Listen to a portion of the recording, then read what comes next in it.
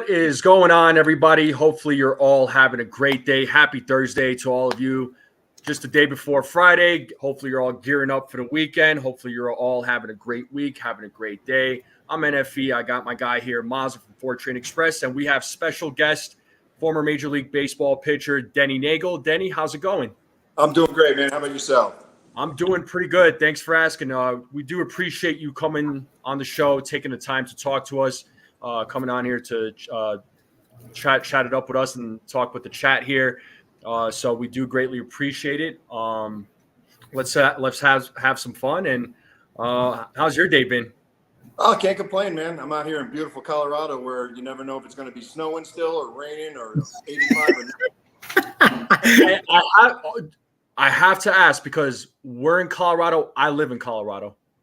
Oh, you're in Colorado right now? Yes, sir. I live here. I'm in Littleton. Oh, wow. So you're south. Okay, you're south. I'm actually up in Thornton. Oh, okay, gotcha. Nice. Yeah. So we're kind of like on opposite ends, man. But that's awesome. I didn't know. I knew you played for the Rockies, but I didn't know you lived in Colorado. Yeah. But that is an awesome. That's awesome. Funny. Your face lit up when he said that. I know. As soon as he said, I'm like, whoa, hold up. I gotta ask him. Well, dude, so man. I mean, it was like 97 the other day, and then we had 2 straight days of like 72, 73, and now it's going to be 92 again today. I mean, this weather's crazy. Yeah. For those of you that don't know, Denny Neagle mentioned something about the weather. Colorado weather is no joke. It could start off 50. It could start off 70 degrees, and it could drop down to 10 degrees in like a matter of like 3 hours, and then go back in temperature. It is like insane. The most bipolar weather ever. Without a doubt, Mazza. I mean, I've had the good fortune to live all over this country playing the great game of baseball. And there's so many different towns, cities, and states that try to claim that, if you don't like the weather, wait 15 minutes, it'll change. Mm-hmm. I have never seen a place like Colorado, man. Facts. They're so true. I've got family who live out in Colorado, out in Denver. So when I was a kid, I used to go out there to go visit my aunt who lives out there. So, yep. Well, the great thing is it's funny because I grew up in Maryland, and so when I moved out here, all my buddies are like, "Oh my God, you must hate the winters out there." I'm like, actually, man, that's one myth that people think it's so freezing out here. As you know, GFE, man. You could get 10 inches of snow one day, and then it's 65 and sunny the next. We're in Maryland. Once the sun goes away, you might not see it again for like 3 months in the wintertime. Yeah, because that snow here in Colorado is gone the day after. Like I was born on the East Coast, so those East Coast winters, I do not miss it. I don't miss them either, too. Another fun fact a lot of people don't know too is Colorado has the 3rd most days of sunshine in the United States. Yep. Yeah, we get over 300 days of sunshine. This is so true. So true. Wow. Well, that's a great way to open up the show. There you go. Hello. But Mazza. So one of the things that I was discussing with NFE last night, or one of the questions I wanted to ask you was, what was your time like with the Atlanta Braves in that period that you were there? And I know you were traded over there. First off, how did you find out how did you find out you got traded, and what was your time like in Atlanta? Well, getting traded to them was just a crazy story in itself because that was the 96 season. Smoltz was on his way to win the Cy Young that year. And I pitched against the Braves the night before, and I had a meeting with the GM of the Pirates. Okay. He asked me, he said, we'd like to re-sign you, Denny, but I'm not going to lie. If we re-sign you, the owner at the time, a guy named Kevin McClatchy, really liked me, and so he wanted to re-sign me. But if they re-signed me, it was going to be me, and that was it. We were going to rebuild the whole staff and everything. And I had just gone through the 5 or 6 years of rebuilding with the Pirates. So Cam Bonifay was the general manager. I said, Cam, I appreciate you being honest with me. That being said, I think I'd prefer to probably play somewhere else. I don't want to have to go through another 5 or 6 years of rebuilding.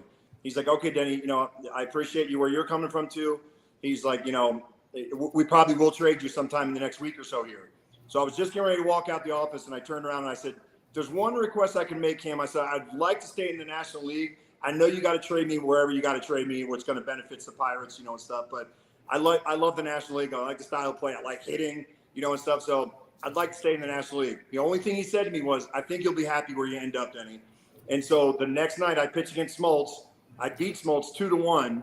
Wow. and give him like one of his only one of like 3 or 4 losses for the year that year, and then I get traded the next day. So that you talk about a weird thing, there's a tunnel when you go to the old Three River Stadium, and you go down this tunnel and you go to the right to the home side, left to the visiting clubhouse. They're both right next to each other. So I started to go to the home side like I always do, and I was like, oh crap, I got to go this way, So I go in the visiting locker room. Terry Pendleton's the first guy I see. He's the veteran of the team. He goes, geez, there he is. He goes, let me get my kangaroo book out, for Kangaroo Court. He goes, you gave Smoltz a loss. That's $100. You struck me out twice last night. That's $200. You struck Chipper out twice. So, he starts rolling off the list. The other thing that happened that year, earlier in the year, I pitched against the Braves in Atlanta. And I don't know if you guys remember, but David Justice separated his shoulder really bad that year. He used to have kind of that windmill swing anyways. Yeah.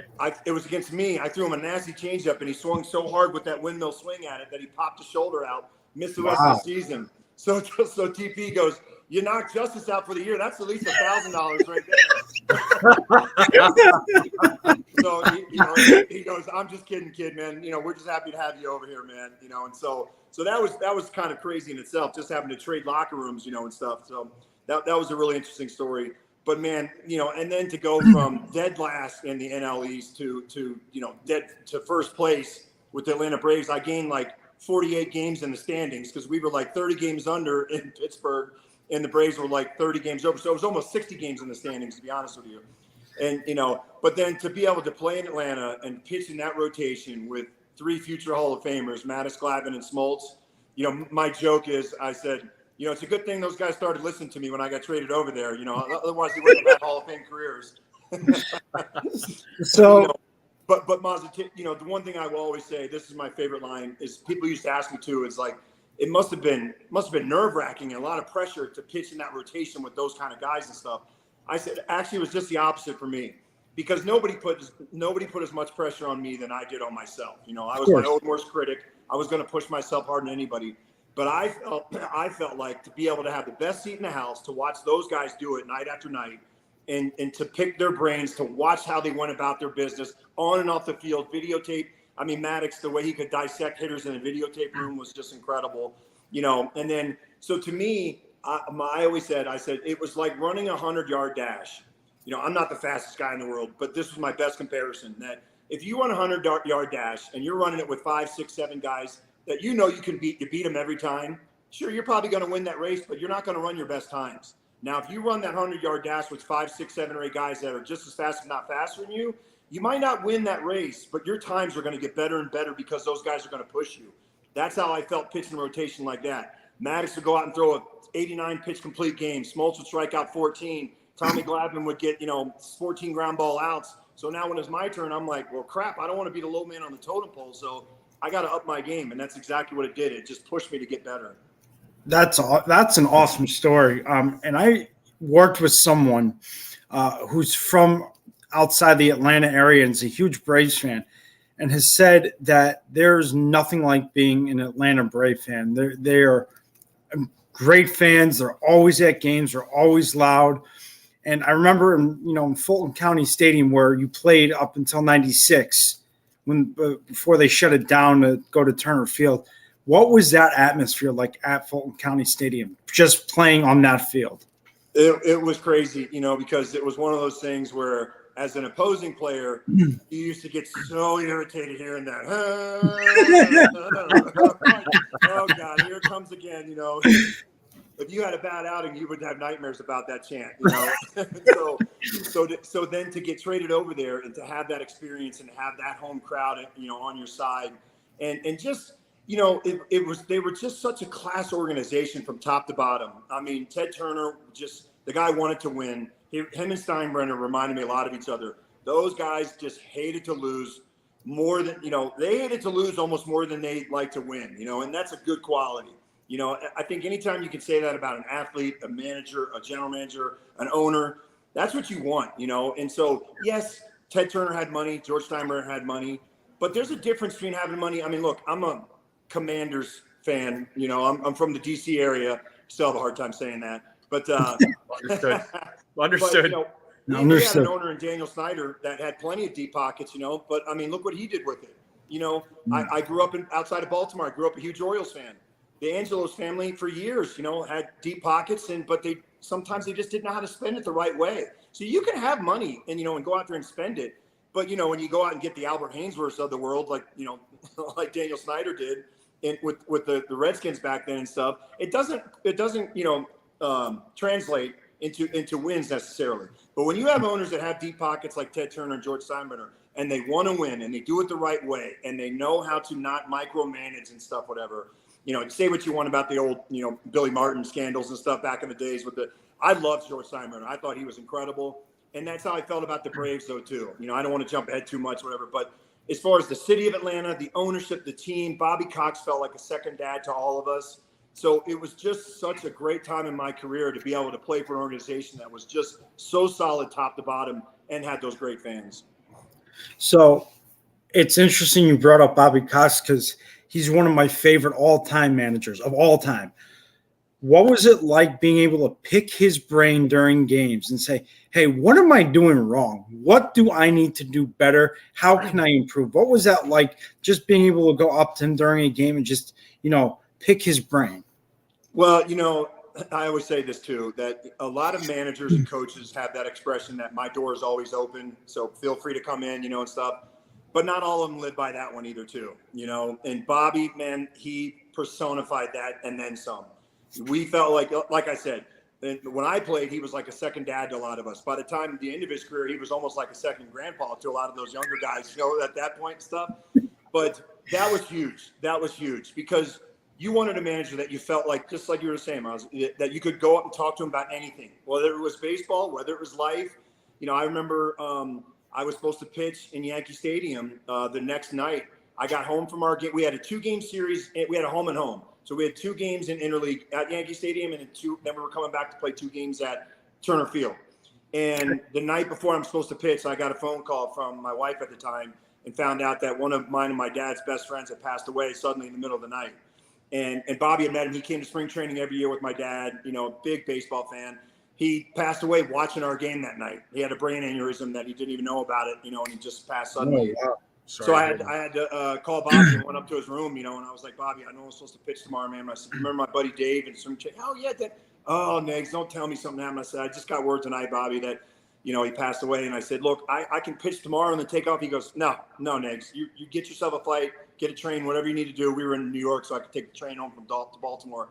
But there wasn't even any hesitation. You know, he's like, Negs, this game is secondary when it comes to that kind of stuff. You go take care of it, be with your family and stuff, man. We'll flip-flop the rotation, you know, and stuff, whatever. So I ended up pitching, in Atlanta a couple of days later and stuff, whatever. But you know, the other great thing about Bobby, man, is that there was a reason why he led the league almost every year in ejections, and that was because, you know, it wasn't for theatrics. It wasn't for, you know, because he thought the game was about him. It had nothing to do with that.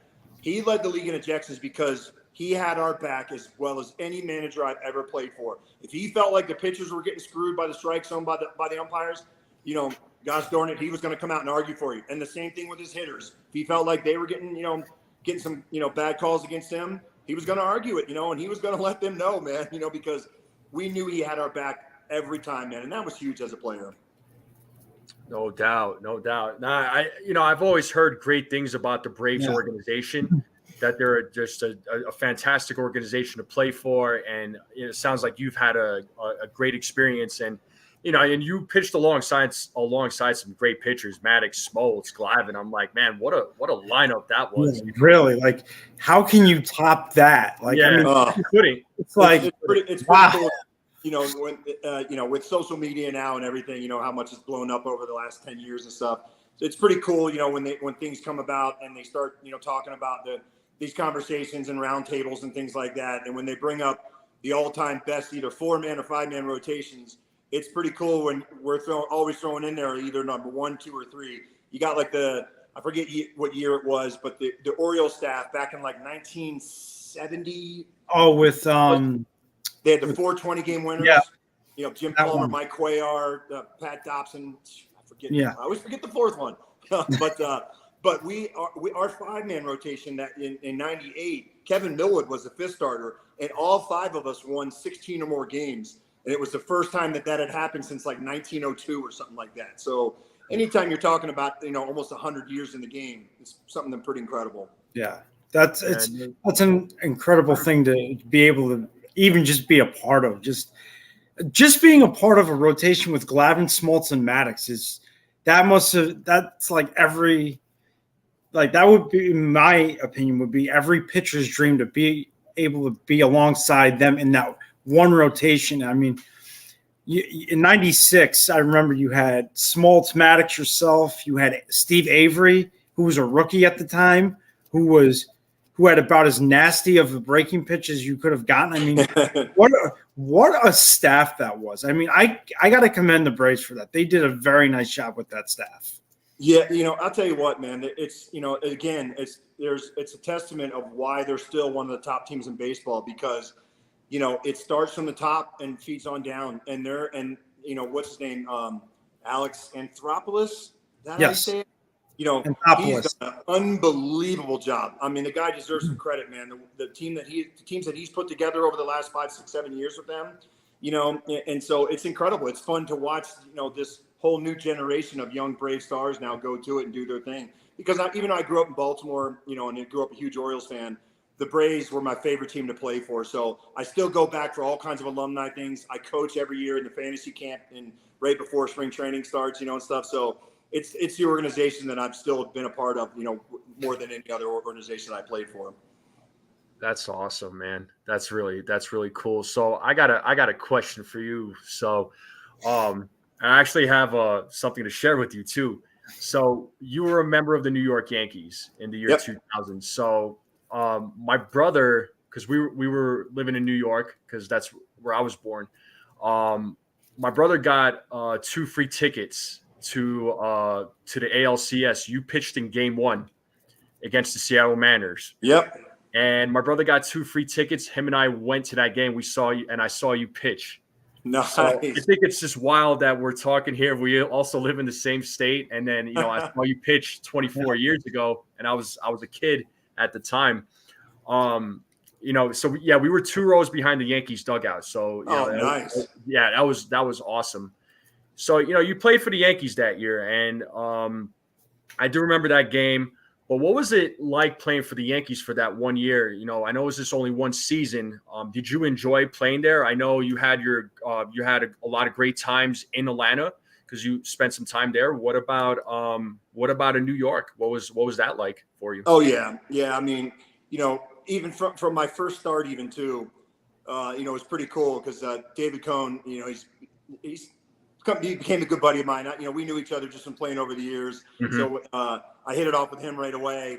And Coney, whenever they do the famous roll call, for the starting lineup, they don't, the pitcher, because we're always so locked in, and trying to focus on the next pitch and stuff. So the pitchers usually never turn around and do any kind of acknowledgement because and the fans know that they're cool about it. But Coney was the one pitcher that used to turn around and tip his cap to him and stuff, And so I remember sitting in the dugout with him the night before my first start, and I go, Coney, man, what should I do, dude? He goes, you got to acknowledge him, Nags, man. Come on, you're a goofball like me, dude. You got to do it also, too. So sure enough, man, they start doing Denny Neagle, and then they, how they do it for a couple pitches. Yeah. And all of a sudden, and I was locked in, and then all of a sudden I finally heard it, and I was like, oh, crap, they're doing it. I turned around and like, yeah, I got you guys. I got you. And they were, yeah. Oh, that's great. Even from that first start, man, that was pretty cool, and stuff. And so it was, for me personally, it was, I had a roller coaster ride there because I got off to a great start. My first couple starts, man, I beat Schilling 3-1, threw a shutout my second outing for my 100th career win, got my 1,000th career strikeout the next start, so it was some really cool things I did right away and got off to this great start. And they were talking about, and I was going to be a free agent. So they were talking about locking me up and everything. And then I had a couple tough starts, and then I had a couple more good ones. So it was just a roller coaster as far as my pitching went. But as far as just the overall experience, I wouldn't have traded for anything, man. Like I said, like I was telling you guys earlier, I love George Steinbrenner. I thought he was incredible. With all the hoopla and being made fun of his character in Seinfeld and everything. Yeah, I love the guy. Like I said, I just think, it was incredible to watch him and watch him do his thing, man, and just wanting to win as bad as he wanted to win. That was a cool thing. But also, too, just the professionalism in that locker room and stuff, too. You could sense once you got there that this was a whole different atmosphere, a whole different animal. Anything short of when, not only just getting to the World Series, but winning another one was going to be considered a subpar year. And to me, that's what it's all about. That's what you should be playing the game for, especially when I came from a place just a couple of years before that in Pittsburgh, where it was like we were losing, 90 to 100 games a year, whatever, and looking like forever. So then that team was going to have a rebound and make it back to the postseason, to now playing for the Braves and then the Yankees, and stuff, and two organizations that just expected to win. I mean, that was a cool atmosphere. And then to be able to watch someone like Derek Jeter, who, in my opinion, was the greatest superstar, to handle all the hoopla and the stars, the star status, that came with being the captain of the Yankees, and the superstar, the future Hall of Famer. Yes, we would joke about, everybody wanted, if you were single, you wanted his black book, whatever, because of all the models and TV actresses that he dated and stuff, whatever. But the cool thing was, I think you guys know that the cool thing was, though, is that you never heard about it, because he kept that stuff private, and he knew how to compartmentalize, and he knew what was most important, which was the task at hand, and going out there and be the leader that he was supposed to be. And so you never heard that guy in the press for any kind of like stupid stuff and everything, because he embodied what a superstar was supposed to be. So to be able to watch that was pretty cool. And then, and then the list went on and on. The Bernie Williams, the Paul O'Neills, the Tino Martinez, the Jorge Posadas. I mean, it was just nothing but class acts on that team. So I wanted to ask you, what was it like knowing you had Mariano to close out a game that you pitched, and just knowing that if you had kept the Yankees in it, right? The Yankees had the lead in the ninth. You knew that Mariano was coming out in the ninth. What was that experience like, just from, a player's standpoint, watching him come out of the bullpen in the ninth from the dugout? What was that experience like? Pretty incredible. Because here's a guy that just, you have vocal leaders and you have quiet leaders. And he was definitely a quiet leader. You hardly ever heard the guy say two words, in and around the clubhouse and the field and everything and stuff. But it didn't mean that you didn't know that he was a leader, because you talk, for real, you talk about somebody that led by example, watching him go about his work, knew what he had to do. But yeah, most importantly, like you said, Mas, when that music started playing, whatever, and you heard Metallica start kicking on the speakers and stuff, it was hard not to get goosebumps, but you just knew it was over, especially once the playoffs came around. Because yes, he was dominant in the regular season too. Obviously, it goes without saying. His numbers speak for themselves. But there was a select few guys that I was able to be around and play with that just had that ability to take it to another level and just never let the moments get to them. Because I don't care who you are, man. You talk to anybody out there, the David Justices of the world and stuff, guys that have had success in the postseason, and they'll tell you, though, too, that, they've had their tough spots also, too, because those moments get huge, and everybody's human. And every once in a while, that moment gets to you just a little bit, and stuff. But there's a couple guys and certain guys that just have that ability to just, when that moment gets that way, they just get even better and they take it to the next level. Jeter was that way. Mariano was that way. John Smoltz was that way. Andy Pettitte was that way. There's a reason why Andy Pettitte was able to win that many games, and stuff. But like John Smoltz, is great. With all due respect to my other buddies, in that rotation, Maddox and Glavine, Smoltz had that ability in the postseason. That's why when you look at his postseason numbers, he was like, that's why he was as good as he was. Ridiculous, Yeah. And he talks about it. When you hear him talk about it on Fox, when he covers the World Series and stuff, you'll hear him talk about it. He's like, in these moments in the postseason, especially, those guys that are able to lower that heartbeat and just remember to repeat those same mechanics, to remember, don't get ahead of yourself when you're hitting and stuff. Slow everything down, and stuff. But that's easier said than done. You can tell yourself that over and over again, man. But when there's 50, 60,000 people cheering for, and you got bases loaded, 2 outs, and you got to throw that strike or you got to get that hit, how can that heartbeat not get to you sometimes? But it was incredible to watch those guys, be able to do it, night in and night out. Yeah, and I wanted to ask, when the Yankees won the World Series in 2000, what was that feeling like for you? Because that was another superstar team that you were surrounded by. I mean, yeah. What was that like for you? Well, for me personally, it was such a fun experience to be able to share that with my whole family. Because again, like I said, I'm from Maryland, so they all took the train up from Baltimore, easy train ride. And as you guys know, usually the postseason, the World Series, whatever series you're playing, it's usually you're playing. Let's say for us, it was instead of the Mets that year, let's just say it was the Dodgers, right? So your family would usually only come to like the two or three home games, whichever you have, either the first two or, the three in between home games. And then it's tough to be able to fly all the way out to LA and go see those. Because it was the Mets in the Subway Series, my whole family was able to come up and see the whole series and experience the whole thing with me. And so to be able to share that with them was incredible. And then when we won it, Billy Crystal was there that whole series because he was filming background scenes. He was shooting the movie 61 for HBO. And so him and his camera crew were around the field all the time getting, some cool background scenes and stuff. So when we won, Billy's on the field with his camera crew and stuff, and we're all jumping up and down and celebrating and stuff.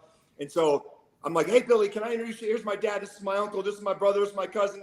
Finally, he goes, how many effing Nagles are there, for crying out loud, man?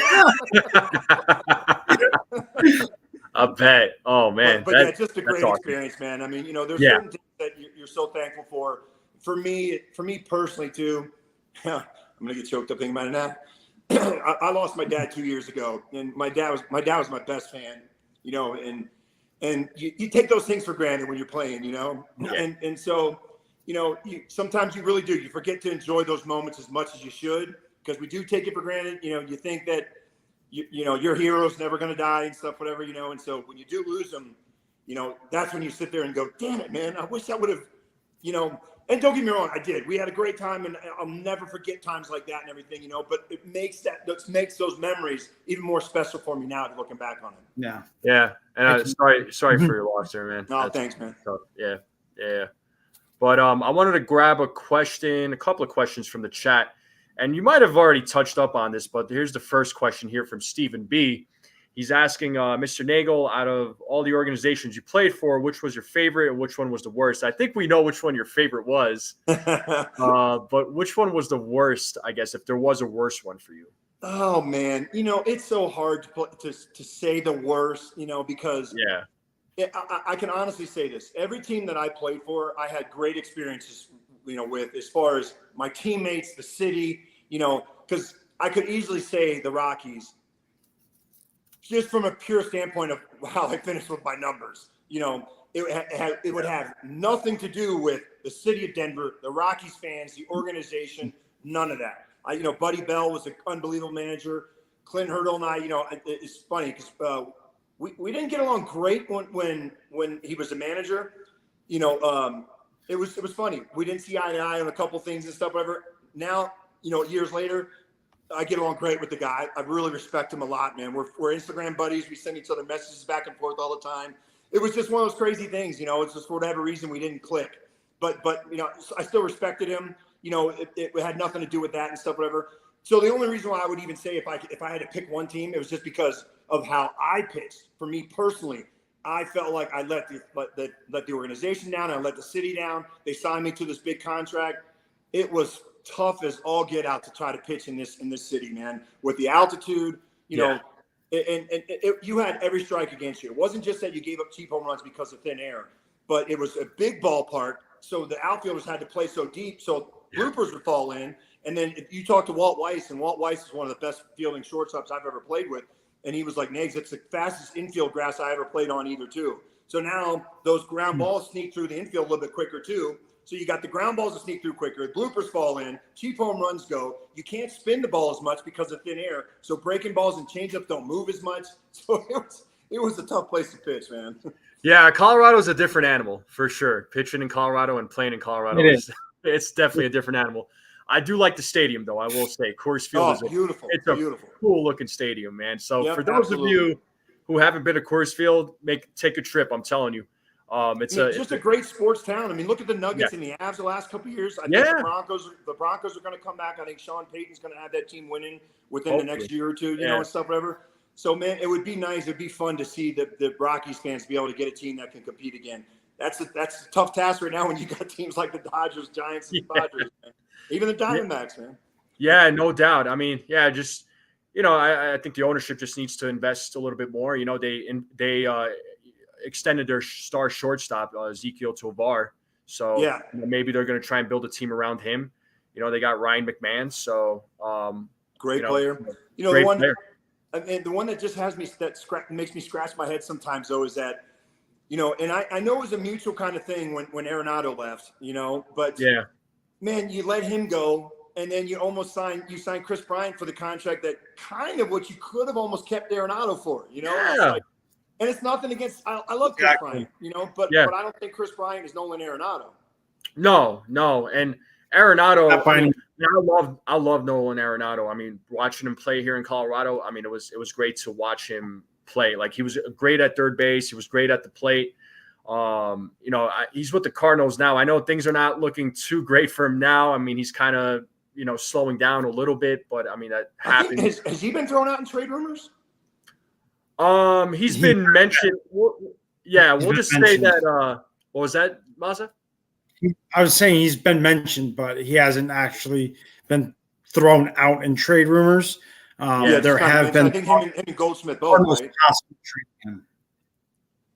Yeah, because they're obviously they're not doing as much. Yeah, I just don't know who's. I mean, if you do try to trade him, I mean, who's going to take him, especially with the money that he's getting paid. I mean, it could be one of those things where the Cardinals would eat some of the contract or something.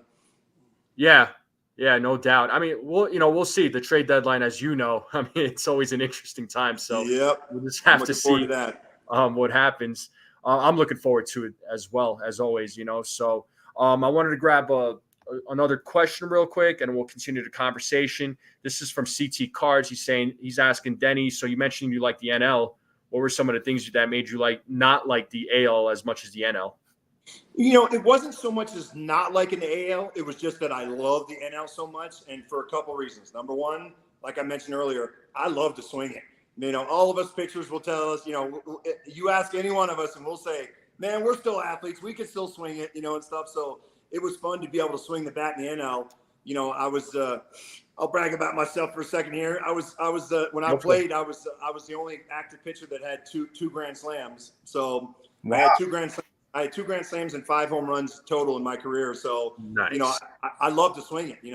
And then on the flip side of that, it was a lot more fun to be able to face the opposing pitcher that was hitting 080 as opposed to a DH that's hitting 315 with 30 bombs. I mean, what would you rather face? That's pretty much a no-brainer. So once you got to that 8-9-1 or 9-1-2 in the lineup, you sometimes you had that little bit of breather, that breather inning in the lineup. Sometimes you face 8-9-1, let's say in the 3rd or 4th inning or something. It was kind of nice to have that just a little breather inning. And in the AL, man, with some of those lineups, man, my goodness, boy, when the Orioles back in my time, and that 96, 97, the Yankees, the Cleveland Indians, back in those days, man, with their Thunderous lineups they had with Albert Bell and Tomei and all those guys and stuff. I mean, you didn't have hardly any breathing room, 1 through 9 in those lineups and stuff. And the last thing for me was I just like the style of play because of the pitcher in the lineup. It was tougher decisions sometimes for the manager because you're like, crap, man, my pitcher's throwing the ball good right now, but we're losing 2-1, but he's only giving up 1 earned run, so he's pitched his butt off, but his spot's coming up 3rd next inning. So I don't want to have to pull him, but man, if we get 2 guys on, or that's it too. Well, let's say we get 2 guys on, and if we know he can put the bunt down, so I'm going to let him hit because we'll put the bunt down, take a chance with 1 out, man, on 2nd and 3rd. But let's say it's 2 outs, man, on 2nd, and his spot comes up, we got to pinch hit for him. So there was a lot more, thinking that had to go along, and bigger decision making in the 5th, 6th, 7th inning for an NL manager a lot. No doubt, and real quick, the game now has changed. Now the NL has the DH. So now both leagues have the DH. I mean, how do you feel about that? Looking at it now, I'm kind of split on it because, like I said, I always enjoyed that style of play, and stuff, and really having to watch managers figure out if they're going to pinch hit for him or not. So I miss that. I really do, and I miss having that big, huge difference between the 2 leagues. To me, that was the cool difference of the NL and AL. On the flip side, I think it's also great, though, too, because it's prolonged guys' career. Well, I mean, look, Shohei Ohtani could not have signed. I mean, he could have signed with the Dodgers, but what were you going to sign him for that money and what? Use him as a pinch hitter, that first year? Where are you going to play him? He's not going to, he can't throw. He's got Tommy John, stuff, so he's got to miss a year. One he had. What's that? It was his second Tommy John. It wasn't his first. It was his second. Yeah. And so, I mean, he wouldn't even had a chance to look at NL teams, whatever, if they hadn't changed that rule. So, in that respect, it's pretty cool. Yeah, no doubt. So that brings me to my next question, which is actually a two-part question for you. First question is the pitch clock. I've never been a fan of it. I think it's the worst possible rule that they could have ever implemented. I can't stand the pitch clock. What do you think of the pitch clock? And do you think it's something that's attributed to all of these injuries, like all these Tommy Johns and, all these guys getting hurt? Well, it's funny, Miles. Shockingly, I will disagree with you on that one. I wasn't sure how I was going to like it. I will say I wasn't sure how I was going to like it. I'm kind of a fan of it. Here's why. Because me personally as a pitcher, I worked quick. I loved working quick. When I was in Pittsburgh, Ray Miller, our pitching coach, used to print up these T-shirts that said "Work fast, change speeds, throw strikes." Those were the mantra for us, right? But one of his biggest ones that he really stressed to us pitchers was the work fast one. He goes, man, if you guys get out there and you're the human rain delay pitcher and you're taking so slow in between every pitch, he goes, what do you think is going to happen to those fielders behind you? They're going to start getting back on their heels a little bit, whatever. And next thing you know, now that ball that maybe they could have got to in the hole, because you had them sitting on their heels because you're just freaking putting them to sleep, man, because you're taking so long in between pitches. Your fielders love it when you work quick, man, and, go, get the ball, get the next pitch. So I was always a guy that personally liked working fast. I couldn't stand it when these batters would step out and, readjust the batting gloves. One of my favorite all-time teammates, Sean Casey, used to have his big routine: loosen up, strap, loosen up, tip tap, tip tap, tip tap. It took him forever to go through his whole spiel before he finally got in there. I remember we were in Milwaukee, man, one of the last games of the year, the one year, and it was a rain delay, like 5 hours. So the only people that stayed around were all these drunk Milwaukee fans, man, drinking their Milwaukee Lights and stuff. And they start going 1, 2, 3, 4, 5, 6, 7, 8, and he's clapping and everything. It was hilarious. Even Casey had to step out and finally one time going, all right, that's funny, man. So that's great. But yeah, so I think it has helped the game because it has sped it up. I think it really has helped speed up the game times and stuff. And because that's always been one of the biggest complaints for fans. And I get it. They're like, man, I don't want to go to a game and be there for 3.5 hours every time. It's kind of nice when we have one of these 2 hours and 15 or 2 hour and 20 minute games and stuff, So I get that aspect. So I'm kind of a fan of the pitch clock. As far as the injuries, I don't think it has anything to do with that, speeding up pitchers and trying to make them throw quicker and stuff. I'm in the same. I agree with John Smoltz 100%. I actually do a little podcast from time to time, TV show with my comedian buddy in Vegas, and we had Smoltz on a few weeks back, and I asked him the same thing. I said, Smoltz, what's your feeling on this, man? What's going on with this? He goes, Nags, I talked about it in my Hall of Fame speech, and he goes, and I'll say it again now. The game has changed so much with exit velocity, spin rates, how hard can I throw? Analytics. And so all these pitchers now, it's max effort every single pitch. Whereas, like Smoltz said, he goes, Nags, you remember how we used to pitch, man? Like, especially Smoltz. I was never the blazing kind of guy. I was more of a control, up, down, in and out control guy. Mm-hmm. But like Smoltz, Smoltz could throw hard, but he goes, but Nags, you know the way I pitch. I'd start out 92, 93, 94, and then as the game went on and I needed that one pitch to get a little extra, maybe throw a high fastball, yeah, then I'd max effort and throw that 97, 98, whatever, to try to get a guy to chase or something. Nowadays, man, it's every single pitch. They're trying to, how many pitches can I hit 100? How many ones can I throw over 95? And that's how these guys are being scouted now, too. So, the art of pitching and the control and learning how to, and here's the other thing, too. The game has changed so much as far as the starting pitchers. You don't have to go 7 or 8 innings anymore. We prided ourselves on doing that. And I promise you, I'm not trying to be the old school guy now. Well, we used to go 7 or 8 innings every time, But that's how the game was, though. I felt like I didn't do my job if I didn't at least try. If I didn't at least go 6 innings, if not into the 7th inning, and hopefully longer. Now, because the other thing was too. Here's one more difference also is that you were lucky if you had 1 or 2 middle relievers that could also throw in that low to mid upper 90s, whatever, or low mid 90s, maybe even upper 90s. You were lucky if you had a couple of those guys that would bridge that gap to the closer, and then, but even the closers, Doug Jones was a changeup guy. Johnny Franco was, a forkball turn it over guy.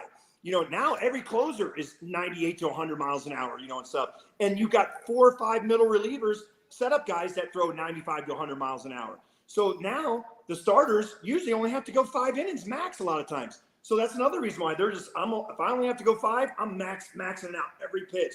So when you factor all that in, man, and I don't think these guys play enough long toss, and the plain simple fact that they're not extending their arms like that, when you factor all that in, I think that's why you're seeing a bunch of these Tommy John injuries, with so many guys now.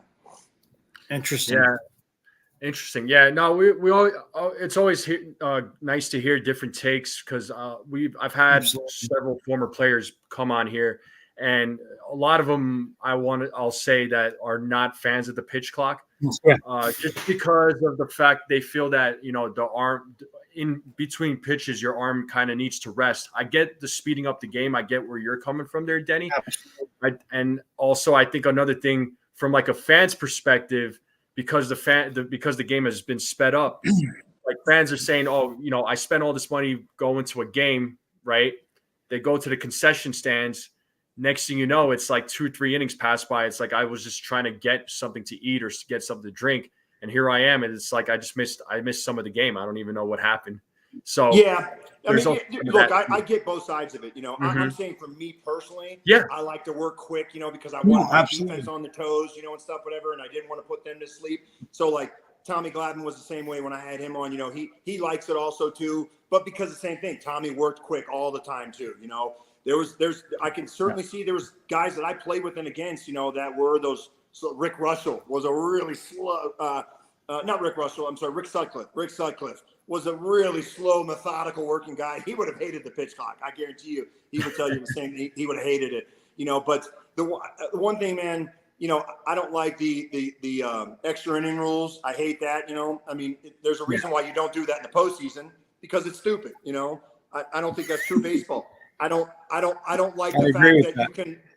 I don't like the fact that you can only throw over to first base 2 times. Whatever. I hate that. I think those are some rules that are stupid.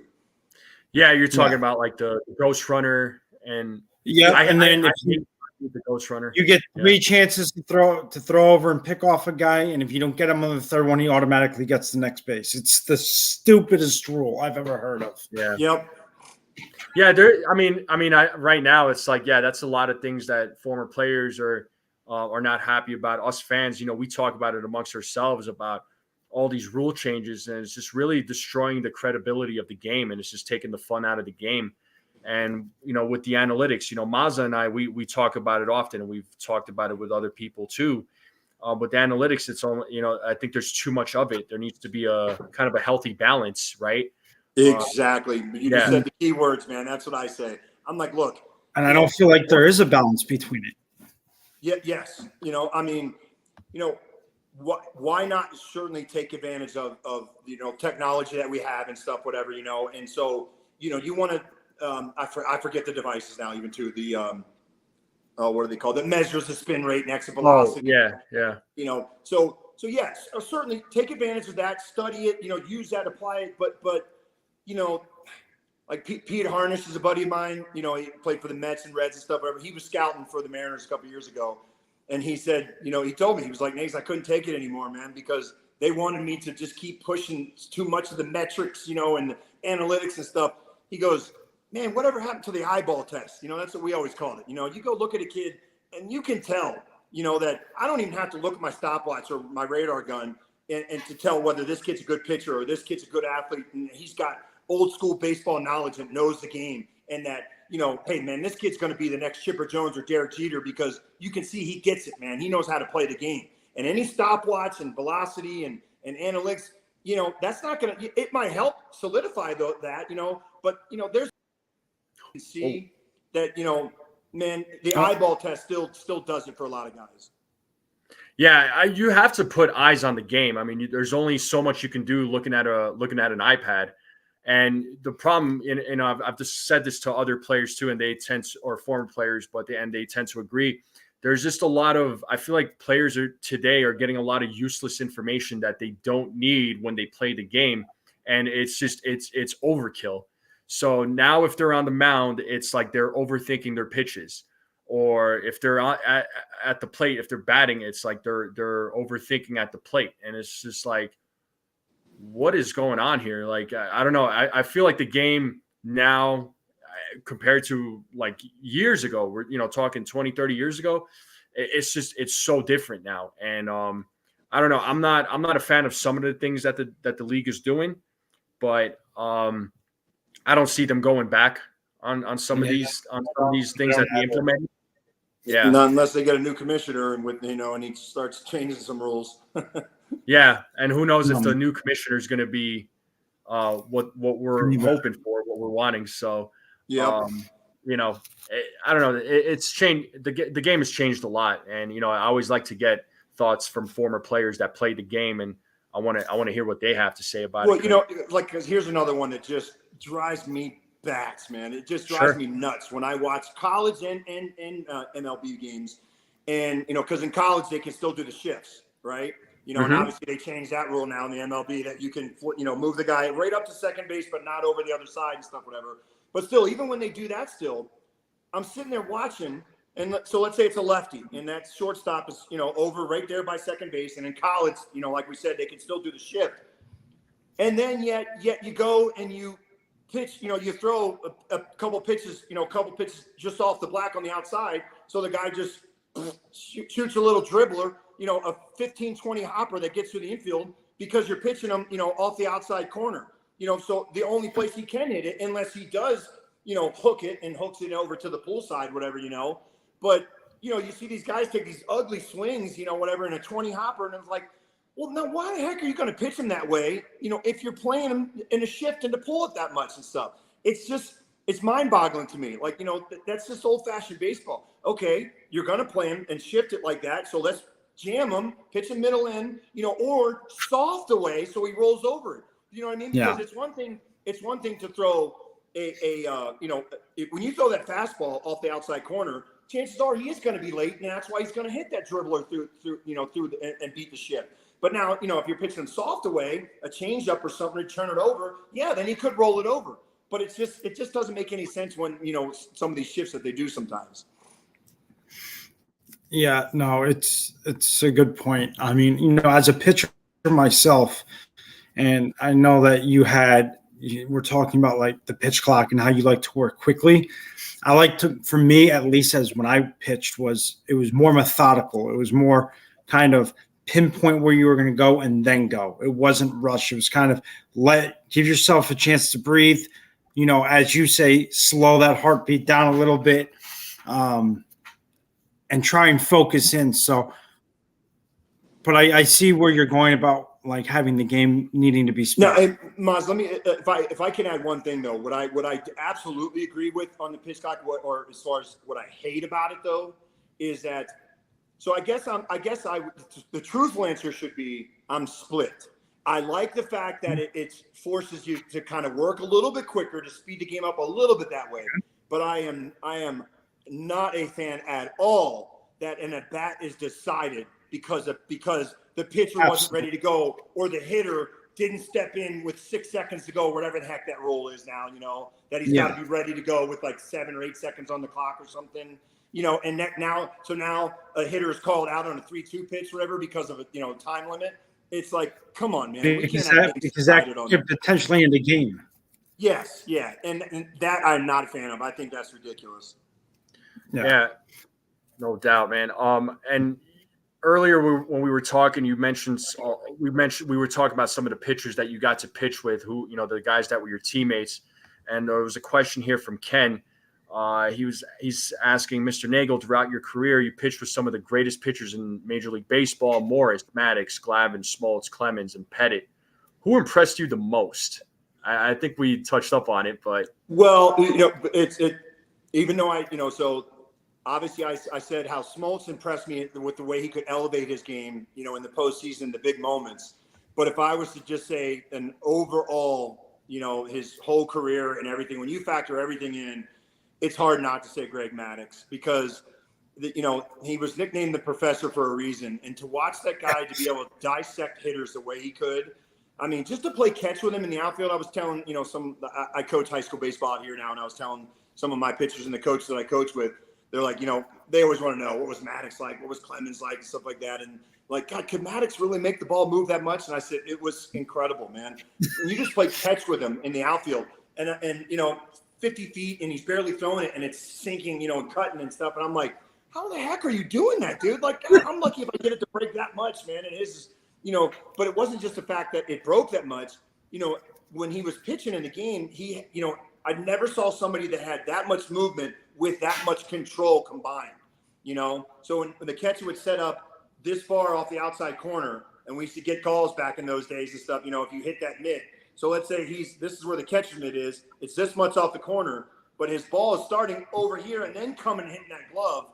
It was impossible for hitters had no chance because of how much control he had with that much movement. And so, but it was everything about him. Like I said, the guy did have an ability to rise to the next level also too. His numbers might not have been as good as Smoltz, but Maddox, make no doubt about it. He was a big game pitcher himself too, but just the combination of everything, because the funny thing is too, is that I've seen some things again, like we talked about social media and, and all these discussions and stuff. And I've seen some people, these baseball experts in these forums and discussions and stuff saying, I don't think Maddox would be lucky to be a 500 pitcher, with the 4 ERA if he pitched in today's game. And I'm like, are you kidding me? They're like, well, he only threw 86 to 87 miles an hour. I'm like, go look at videos of when Maddox first got to the big leagues. And this was the older guns when the older Ray guns, they used to pick it up. They didn't pick up the velocity until it crossed home plate. The guns now are more high tech, and they pick it up right out of the pitcher's hands. So that is one reason why you see so many more guys throwing harder velocity wise. You don't think Mark Wohlers and Nolan Ryan and those guys threw it, in the upper 90s to 100 also like these guys? Absolutely they did. I can tell you that for sure. There's definitely more guys that throw harder now. But when Maddox first got to the big leagues, Maddox was 93 to 94, 95 guy when he wanted to, easily. But he learned that the more he would take off, the more the ball moved and the more he could control it even more too. So it wasn't until like the last 3 or 4 or 5 years of his career that he became a 85 to 88 guy, So, and the fact that, with all these guys with the launch angles and the way they swing up on balls and stuff, he would have had a field day picking those guys apart, man, with the way he could locate pitches. He was a wizard. Sorry, I was just gonna say he was a wizard on the mound. He was something else. I whenever he went up to pitch, I'm like, well, I feel sorry for the opposing team. So you saw many guys go walking back, scratching their head after at bats against him. Oh yeah. I gotta ask you, with Maddox being an 18-time Gold Glove winner, what was it like watching him just field his position and field it with such ease that it was unfair that, the Braves had him for that extent of time and him be that good at fielding for a pitcher? Yep. Again, it was, that's why I said when you factor everything in his career, he wasn't the greatest hitter, but he could handle the bat and put the ball in play. Great bunter. He took pride in everything that he did. But again, what was incredible was too, Maz, it wasn't just how easy he made it look, but because he knew exactly where that ball was going when he released it, right? So if he knew it was going right to that outside corner with movement going down, that he knew most likely the percentage was like 85 to 95%. The guy was going to roll it over to the left side of the mound. So when you would see him release the ball, he would hop because he knew that's where it was going. And I'll be damned sure enough, if that ball didn't take a 1 or 2 hopper right back to that spot he adjusted to before the hitter even made contact. It was like crazy. The guy, Bobby Cox told a famous story too, like, when he was coaching with him. And Maddox wasn't pitching, but he was next to Bobby in the dugout. And don't quote me on the numbers because I don't remember the exact numbers that he threw out to Bobby. But Bobby loves telling this story. And he goes, Maddox, there was a pop fly, a high pop fly. Let's say Smoltz was pitching. The ball went up in the air, shallow fly ball, and ended up falling in. And Maddox just goes, "Ah, dang it, Bobby, that can't happen." No, I know, Mad Dog. I know, somebody should catch it. He goes, no, I'm talking about Bobby. I've studied this. And when a ball goes up in the air, and if it stays up in the air for more than 2.3 seconds, it's caught. It's caught every time. 99.99% I've watched it, Bobby. I've studied the films. And so Bobby goes, the way Bobby tells the story, he goes, I'm looking at him going, he's full of crap, man. He doesn't know that, whatever. He goes, but after the game, my curiosity got the best of me. He goes, so for that night and the next morning, I start watching videos, and I'll be damned if every single pop fly that didn't go in the air for more than, let's say, 2.3 seconds, it was caught. He goes, that son of a gun was right, man. That's funny. I mean, that's Maddox, man. That's Maddox, dude. Nobody studied the game and knew the game better than him, man. And the great thing about Maddox was, as a Yankees fan, as hard as it was to watch him carve us up in Game 2 of that '96 World Series, was that he had the ability to carve up good lineups and knew how to do it. And he knew how to outsmart hitters. And that is something you don't see anymore. You just don't see it anymore. And that's one of the reasons why I loved watching Maddox pitch, because he knew how to do it, and he can outsmart a hitter before a hitter could even know what Maddox was going to throw. Absolutely, man. And you're right. It's become a lost art. I'm hoping that, the game will – it doesn't even have to get back to that, but I'm hoping that, these executives and owners and GMs and stuff will start looking at it saying, hey, you know what? I'll tell you, because there's one guy that I love watching a lot of college baseball. I'm a big fan of it. And there was a pitcher this year for LSU named, I think, Luke Holman, I think was his name. He became their number one pitcher this year, and he got off to an incredible start. I mean, his numbers were after like his first 9 or 10 starts, his numbers were right up there, even with like Paul Skeens from last year at LSU. And obviously he didn't have the stuff like him. He was a 90 to 94 type of guy, but he had this two-seam fastball that reminded me of Maddox. Didn't move as much, but he pitched a lot like they always call it the poor man's Maddox. That's like the phrase now, and stuff.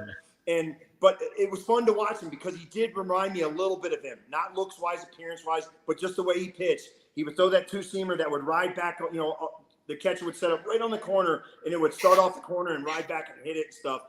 And, in 90 to 94 these days is, kind of below average, let's say, which is just incredible to me. But you know what I mean? It's kind of below average to the top blue chip prospects now and stuff. But this kid just knew how to pitch, and he would throw that breaking ball right off that fastball. So it just reminded me a lot of Maddox. And I'm hoping this kid's going to get a shot. He's going to get drafted for sure. And it'd be nice to see that kid up pitching in the big leagues in a couple of years, because I think, I'm hoping at least some organizations are going to start to, hey, maybe we should start looking at some more of these kids that aren't these max effort every pitch. And maybe we can get a few more years out of them. Yeah, absolutely. I mean, I'm all about, it doesn't have to be max effort. I'm all about efficiency, just getting the best pitch possible. It's, look, I think it's cool that guys can pitch 100 miles, 103. I think that's impressive, but it does lead to injuries. It does lead to big time injuries. A lot of these guys, I mean, especially this season, you're seeing it, with all these Tommy John surgeries, it's alarming, and I know you mentioned that you're a coach now for one of the high schools out here. So, how do you teach the kids in high school, like, hey, you don't have to throw hard, or you don't have to do this, because they get so, I'm sure these kids are watching these games and they're like, that's exactly what I want to do. Because I know there's a lot of high school kids and even 12-year-olds that are getting hurt, like it's concerning. It is concerning. It is, and so, man, the NFB, the best thing I can do, man, is I just try to ingrain it and repeat it in their heads over and over, in their bullpens, and then in the warm-ups. And when I talk to them, when they're just playing catch, I just remind them every single day, hey, what's the most important pitch in baseball? I know, coach, strike one, and I'm like, exactly. And it doesn't have to be 95. It can be 84 on the black, man, and I said, so that's my, when I do camps for young kids too, I always say, hey guys, just a quick question. What do you guys think the most important pitch in baseball is? Fastball? I go, yeah, that's a good answer. Curveball, knuckleball, whatever. And then finally I'm like, it's actually kind of amazing. It never fails. There's always one kid that goes, strike? I'm like, exactly. There you go. You can't do a whole lot if you can't throw it over the plate, man, and so, so even when the young kids, when I get them, I try to stress the importance of, it's not how hard you throw, but it's where you throw it. Greg Maddux again. One of his he had been interviewed recently, and one of his famous quotes is, back when I pitched, he goes, "When I got in trouble, I never thought throw harder. I thought throw smarter." And so that's that quote I use to these young kids also too, that I'm, coaching at the varsity level. I was like, look, guys, sometimes less is more. Because you get yourself in trouble, especially these young kids, man, because you talk about the moment getting to them and stuff, and they got impressed, and there's a scout there, or they're at the age now too where they want to impress their dad. They don't want to let their dads down, and stuff, whatever. There's all those factors that factor into it. So that's why I try to just stress the importance of, guys, I can't stress enough. Take that breath, relax. Talk about taking your time, Maz, like we talked about, man. Think yourself through it. Thank God we don't have the pitch count, pitch clock at the high school level. But sometimes, guys, you just got to step off the mound for a second, step back on, take that deep breath, and remind yourself, less is more. Let me just throw a strike right here. Yeah, absolutely. I mean, I don't know. I just feel like, today's kids, I think there's a lot of pressure on them to perform at like such a high level that they forget to play the game. That they forget to play the sport, to have fun with it. Because I know in high school it's a different story, right? Because like you mentioned, you get the scouts looking at you, but when we talk about like 12-year-olds, it's like they can't even have fun playing the game. I had a former player on here. Yeah. Oh yeah. There's so much pressure. And I had a former player on here recently, and he was saying that he had parents go up to him, and they were saying, "Oh, I want my kid to do this." It's like, no. Like that's not what you want. Like, no, that's not okay for your kid to do that, because they want their kids to go out and like literally risk themselves. And I'm like, what are you doing? It's like, what are you exactly trying to do? Yeah, and the other thing that's crazy now is with because I'm sure you guys were the same way too, and stuff. And I'm sure I'm a few years older than you guys, but I know it's probably the same way for you guys. That baseball wasn't such a specialized sport when I was growing up. I played football, basketball, soccer, tennis, golf. I played it all, man. I wanted to try every sport. Now, with all the travel ball teams and the fall ball, the travel ball just in general, it's all year round, and I'm like, especially for pitchers, I'm like, look, it's one thing if the kid's a hitter, even them, I tell them, I'm like, look, man, if you want to play football or basketball or something, go play it, go experience everything right now. I promise you the at-bats that you get in the spring and summer are going to be enough. You don't need to do fall and winter, the whole year round. And especially pitchers, though, I'm like, guys, especially my pitchers that are 14, 15, 16 years old, I'm like, you don't need to be doing pitching the spring, summer, fall, by the time the spring rolls around again, you've had like a 2-month break and you've thrown, I don't know how many pitches and how many innings, but it's too much, man. Your body's developing. And that's another reason, I think, why you see the Tommy John injuries, too, is that these kids are setting themselves up for that injury without even realizing it. They're putting so much stress and pressure on their arms at such a young age that by the time they get to 19, 20, 21, 22 years old, that's why you're seeing so many of these guys younger having Tommy Johns and stuff. Yeah, it's just the number is insane. Go ahead, Mazza. And if you had mentioned about young kids getting Tommy John, 12-year-olds, so I'm currently serving the military. I was just in Whidbey Island, and I coached out there for a year. Hey, thank you for your service, man. No problem. I had kids who were 12-year-olds trying to throw curveballs. I'm like, what are you doing? Why are you trying to throw a curveball at 12 years old? My biggest pet peeve as a coach is don't start throwing a curveball until you're at least 17 or 18. Because your arm is built up enough and you're going to save your arm. Don't do that. Like, why? And I say to them, why are you trying to throw a curveball? And their answer is, well, because I've been told it's the right. No, it's not the right thing to do, because I don't think parents realize how much strain they're putting on kids who are doing that, are putting onto their elbow. Mind you, I have a slightly torn UCL because I threw a curveball wrong and I blew my arm out. So I get where you're coming from on that. It is something that they shouldn't be doing, and I've always preached that. And I like the the mentality that you have of start off small and go bigger later.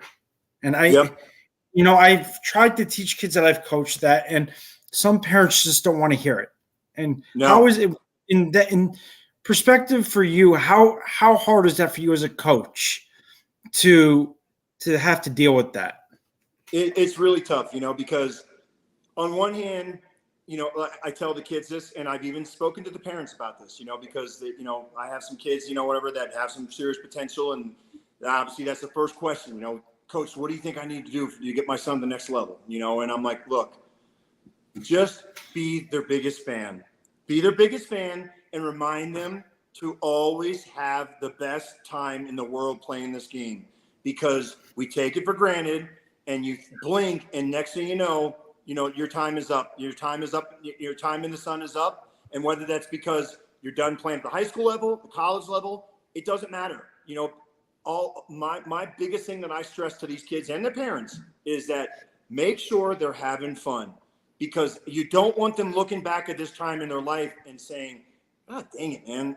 I didn't really get to have that much fun and enjoy this thing because there was always so much pressure from my mom, my dad, my coaches, the travel ball team, worrying about performing for the scouts and everything, that they forgot to enjoy it." And I'm like, they should be having the time of their lives right now, man. Yeah. You're never going to get these times back at 15, 16, 17, 18 years old and stuff. So that's the thing I beat into these parents and the kids, number one. And then, and as far as, like you were just saying, Masu, as far as the breaking balls and things like that, and stuff, I get it because, again, I go back to like the travel ball stuff and everything. And unfortunately, these travel ball coaches, they're worried about winning their championship, whatever their prestigious league that they're playing in or whatever, and stuff. So do you think they care whether this 14 or 15-year-old kid is throwing too many breaking balls if he's pitching good for them and winning games for them? No. And so it's got to be up to the parent and the kid to be able to say, Coach, I'm not comfortable with throwing this breaking ball right now. Fastballs and changeups, that's what I always say. You can throw a changeup because that does nothing to it. If you throw the changeup the right way, you can throw it. It's just dead fish, doesn't put any pressure and stress on your elbow or your shoulder. So that's what I preach to kids. Fastballs and changeups until your body is mature enough to be able to handle breaking balls. I do the same thing. Changeups are the only breaking pitch I want you throwing until you're old enough. That because I feel like the safety of the kids is going to make it a better time for the kids, and they can enjoy it more. 100%. Yeah, and at that age, they're still learning the game. So, they're the education of the sport is really important too. I always go back to fundamentals and basics of the game, because I feel like at the end of the day, that's what's gonna win you games. That's what matters at the end of the day. None of this fancy stuff that people are attracted to. It's cool, right? But at that high school age, at that young kid age. You got to learn. You got to learn how to have fun, like you said. Enjoy the game, enjoy the sport, and really, just make the best of it. Don't worry about being the most impressive. Again, at that age, right? Like it's different. You have to. You're still learning the sport. You're still a baby in the sport. Yep. Absolutely, brother. Yeah. So, real quick before we continue, I want to be respectful of your time. How are you doing on time? I'm good. You're good on time. Perfect. Yep. Awesome. I always like to ask because, folks like they take their time out. So I'm just like, all right, cool. Let me, I always like to ask. So appreciate it, man. Yeah, absolutely. And I wanted to grab a question here real quick there, Denny. This is again from Ken. He's asking, Denny, I understand when you were young, you suffered an arm injury that took you out of the game for years. What made you want to play ball again? Yeah, that's funny, man. He must have heard it on maybe one of the other podcasts because I did a few of them, like my buddy Eddie Mata or a couple of the other guys and stuff, whatever. But yeah, I talked about that. That one of the it's funny because it wasn't because I was throwing breaking balls, but I was a pitcher from the time I was 7 or 8 years old in Little League, and I was one of those guys that all the kids hated to face because I could throw harder than everybody in my area, and where I grew up in Maryland. It was me and one of my buddies that were the two feared pitchers that none of the kids wanted to face, because I threw hard. And so they were, typical young kids that would step back, whatever, and they're afraid to face me.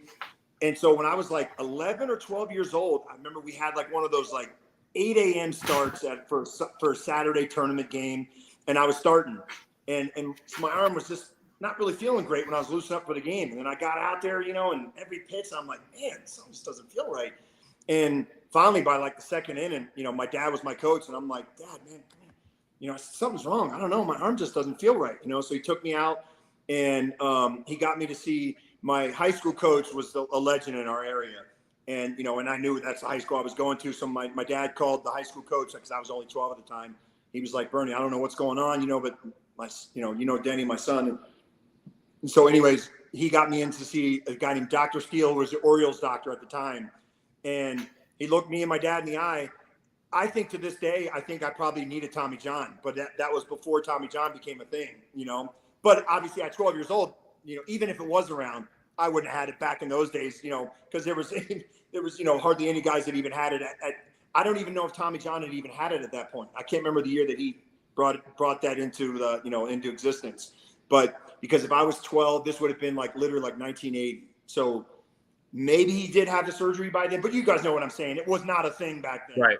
And I certainly wouldn't have had that surgery at 12 years old. But I'll never forget that this Dr. Steele looked at me and my dad and he said, Mr. Neagle, Sr., I wouldn't have your son pitch for at least another 2 or 3 more years, maybe till he starts shaving. And I was 12 at the time. And I was like, I'm sorry, what, Doc? And he goes, yeah, you need the time off. He basically explained it to me that it was something like maybe a growth plate thing or something, and my body just needed to mature and grow into itself and everything and stuff, whatever, but I did. I took the next 2.5 years off pitching. I actually was a left-handed catcher for a little bit, which was stupid because I shouldn't have been throwing that many balls from behind the plate even too. Should have been playing first base or right field or something, but the point is I didn't pitch for a couple of years, but it was probably the best thing ever happened to me because then when I came back and did finally start pitching, my arm felt great. I didn't have any injuries anymore after that, on up until I got in the big leagues or whatever.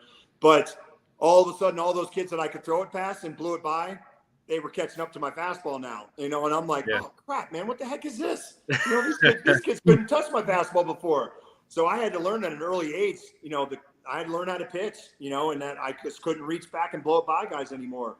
So it was probably a blessing in disguise that it forced me at a young age to learn how to pitch, and that, man, Denny, you can't just rely on that fastball, just reach back and blow it by guys like we were talking about, more than half this discussion, max effort and just reach back and blow it by guys. So, I learned that at an early age through high school and everything and stuff. Because when I graduated high school, I was only a 81 to 84 mile an hour type guy, when I went to college. It wasn't until my sophomore and junior year in college where I finally started reaching 89, 90 miles an hour. But I knew how to pitch by that point then. So it really was a blessing in disguise. No doubt. All right. There was a pitcher you pitched with on that 96 Braves team, Mike Bielecki. How was that? Yeah. How was that watching him as one of the rare ones that was able to, gas it up and, turn it up a little bit? Yeah, Mike's a good buddy of mine. We're Maryland boys. He grew up, he went to arch rival high school of mine and stuff, whatever. And it was funny because I remember that postseason even too. Mike used to look. He looked when he had his long hair too. He looked like John Travolta when John Travolta used to have the long hair. So I remember he was warming up in Dodger Stadium for was it the NLDS that year? It was the first round in '96 in the '96 postseason. As soon as he gets up and starts getting ready, a bunch of fans that down the right field line there going, "Look, it's Vinny Barbarino!" from And so, but yeah, Mike, man, it was fun to watch him pitch, man. Because but he was another guy though too, because him and Maddox were teammates with the Cubs too.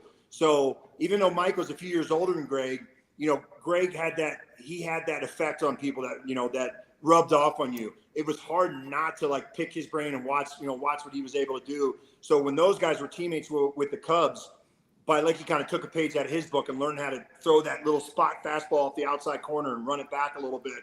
But Mike could do it with some good velocity, man, like you were saying. And he was lights out that year, man. In the postseason in '96 and stuff, he was my game that I pitched. I pitched the famous Jim Leyritz game that he hit the 3-run homer off Wohlers in Atlanta. So I was winning that game 6-3, icing up in the locker room, because I went up to get my ice when I unfortunately had to watch that Leyritz bomb go over. But I couldn't get out of the 6th inning. I got some jam because I was winning 6-0 actually going into 6. And then I gave up like 3 runs and left with the bases loaded, 1 out or no outs. And Mike got out of the inning for me. Left all the runners on base because he was painting 97, 98 on the black and just dialed in that whole postseason. I mean, he knew how to dot on the corner too. So that was impressive enough that he was throwing 96, 97, but as a reliever, but control, to be able to with control, but to be able to paint the corners the way he did was just something else. I mean, that was a very rare feat at that time in those days, to see a reliever be able to paint the corner with velocity. Mike had some bad luck too, Miles, because like I said, he's a good buddy of mine, man. We hang out all the time, and I swear, I'm like, dude, I think you broke the record, man, because every year he was getting ready to go into free agency, some sort of injury happened to him and stuff. So that guy ended up having to sign like 10 one-year contracts at the end of his career. I mean, he set the record for having to sign the most one-year deals. He was exciting to watch, though. I will say that. Oh yeah. Yeah, no. During the time when you pitched in the game, I mean, yeah, you played alongside a lot of great pitchers, and there was just a lot of great pitchers during that time in general. There was just a lot of big names. I mean, we mentioned some of the guys on the Braves, the Yankees. I mean, you also had, Randy Johnson, Curt Schilling. Like you had those guys coming up. You had Pedro Martinez. There was just a lot of legendary pitchers during the days that you were playing the game. I mean, I just feel like that those types of pitchers are just not. I don't know. It's rare now. You don't. We had. I think we definitely had some more colorful personalities than you see today too. Yeah, you do. But the one thing because like Boomer, David Wells, a buddy of mine. I love that dude, man. Yep. David Coney, man. Some colorful personalities and stuff. But I think the reason why you don't see the colorful personalities, whatever you want to call it, is because of the way social media and camera phones and everything else, and stuff that everything is documented, and so guys are just too afraid to even, go out and have a good time, whatever, and blow off some steam, so to speak, like a bunch of us used to do back in the day. And not that there shouldn't be anything wrong with that. When I first came up, you go to the hotel bar and I'd have a beer with my pitching coach, Ray Miller, and there'd be like, Paul Meyer, who was our beat writer from the Pittsburgh Post-Gazette, having a drink with him, whatever, just bullshitting, talking about life and baseball and everything and stuff, whatever. That's how it was, and that's how it was back in the old days and stuff too. The media members hung out and had drinks with the players. Mickey Mantle and Whitey Ford and those guys used to drink with all the media members and stuff, whatever, and now, it's like everybody's, unfortunately the players are worried about, because somebody's looking for the next clickbait story or something, and, I saw such and such in the bar and he was talking to some blonde, whatever, could have been the guy's sister or daughter, who the hell knows, but that's all they need is that rumor, to create a story and stuff, whatever. So that's one thing that kind of hurts about with so much different media out there now. Yeah, well, absolutely. The thing, that's the thing that annoys me with social media, right? Because the stories could get twisted and turned very easily, and with the editing of videos, like, oh my God. People can cut and chop and make it seem like, okay, well, here's the story. But, you could come out and say, no, that's not what happened. Well, this is what the video is showing. It's like, oh, my God. And people will believe everything that they see and hear, right? Oh, yeah. And and I don't know, social media, I'll just say it out loud. I don't care. I despise it. I really do, because it's just, at any given moment, people are always looking for something. And it's a distraction. It really is. It really is. It's annoying because it's I feel the same way, and if but it stinks so too, because I've enjoyed, I have Facebook and Instagram, and when I first got on Facebook, it was so cool to be able to reconnect with people I went to high school with, and see pictures of their kids and see how some of my old buddies are doing and stuff, people I hadn't seen in 20 or 30 years, and same thing with Instagram. It's cool, and there's fun stuff to follow. There's some really great content actually that people do baseball wise. I love working out, so I'm a big fan of, different fitness people, that some of their stuff they put out there, and I've been able to learn some cool things. So in that aspect, it can be a great tool. But on the flip side, it's like, I'm sorry, but like, I'm going to say it, like the Kardashian family.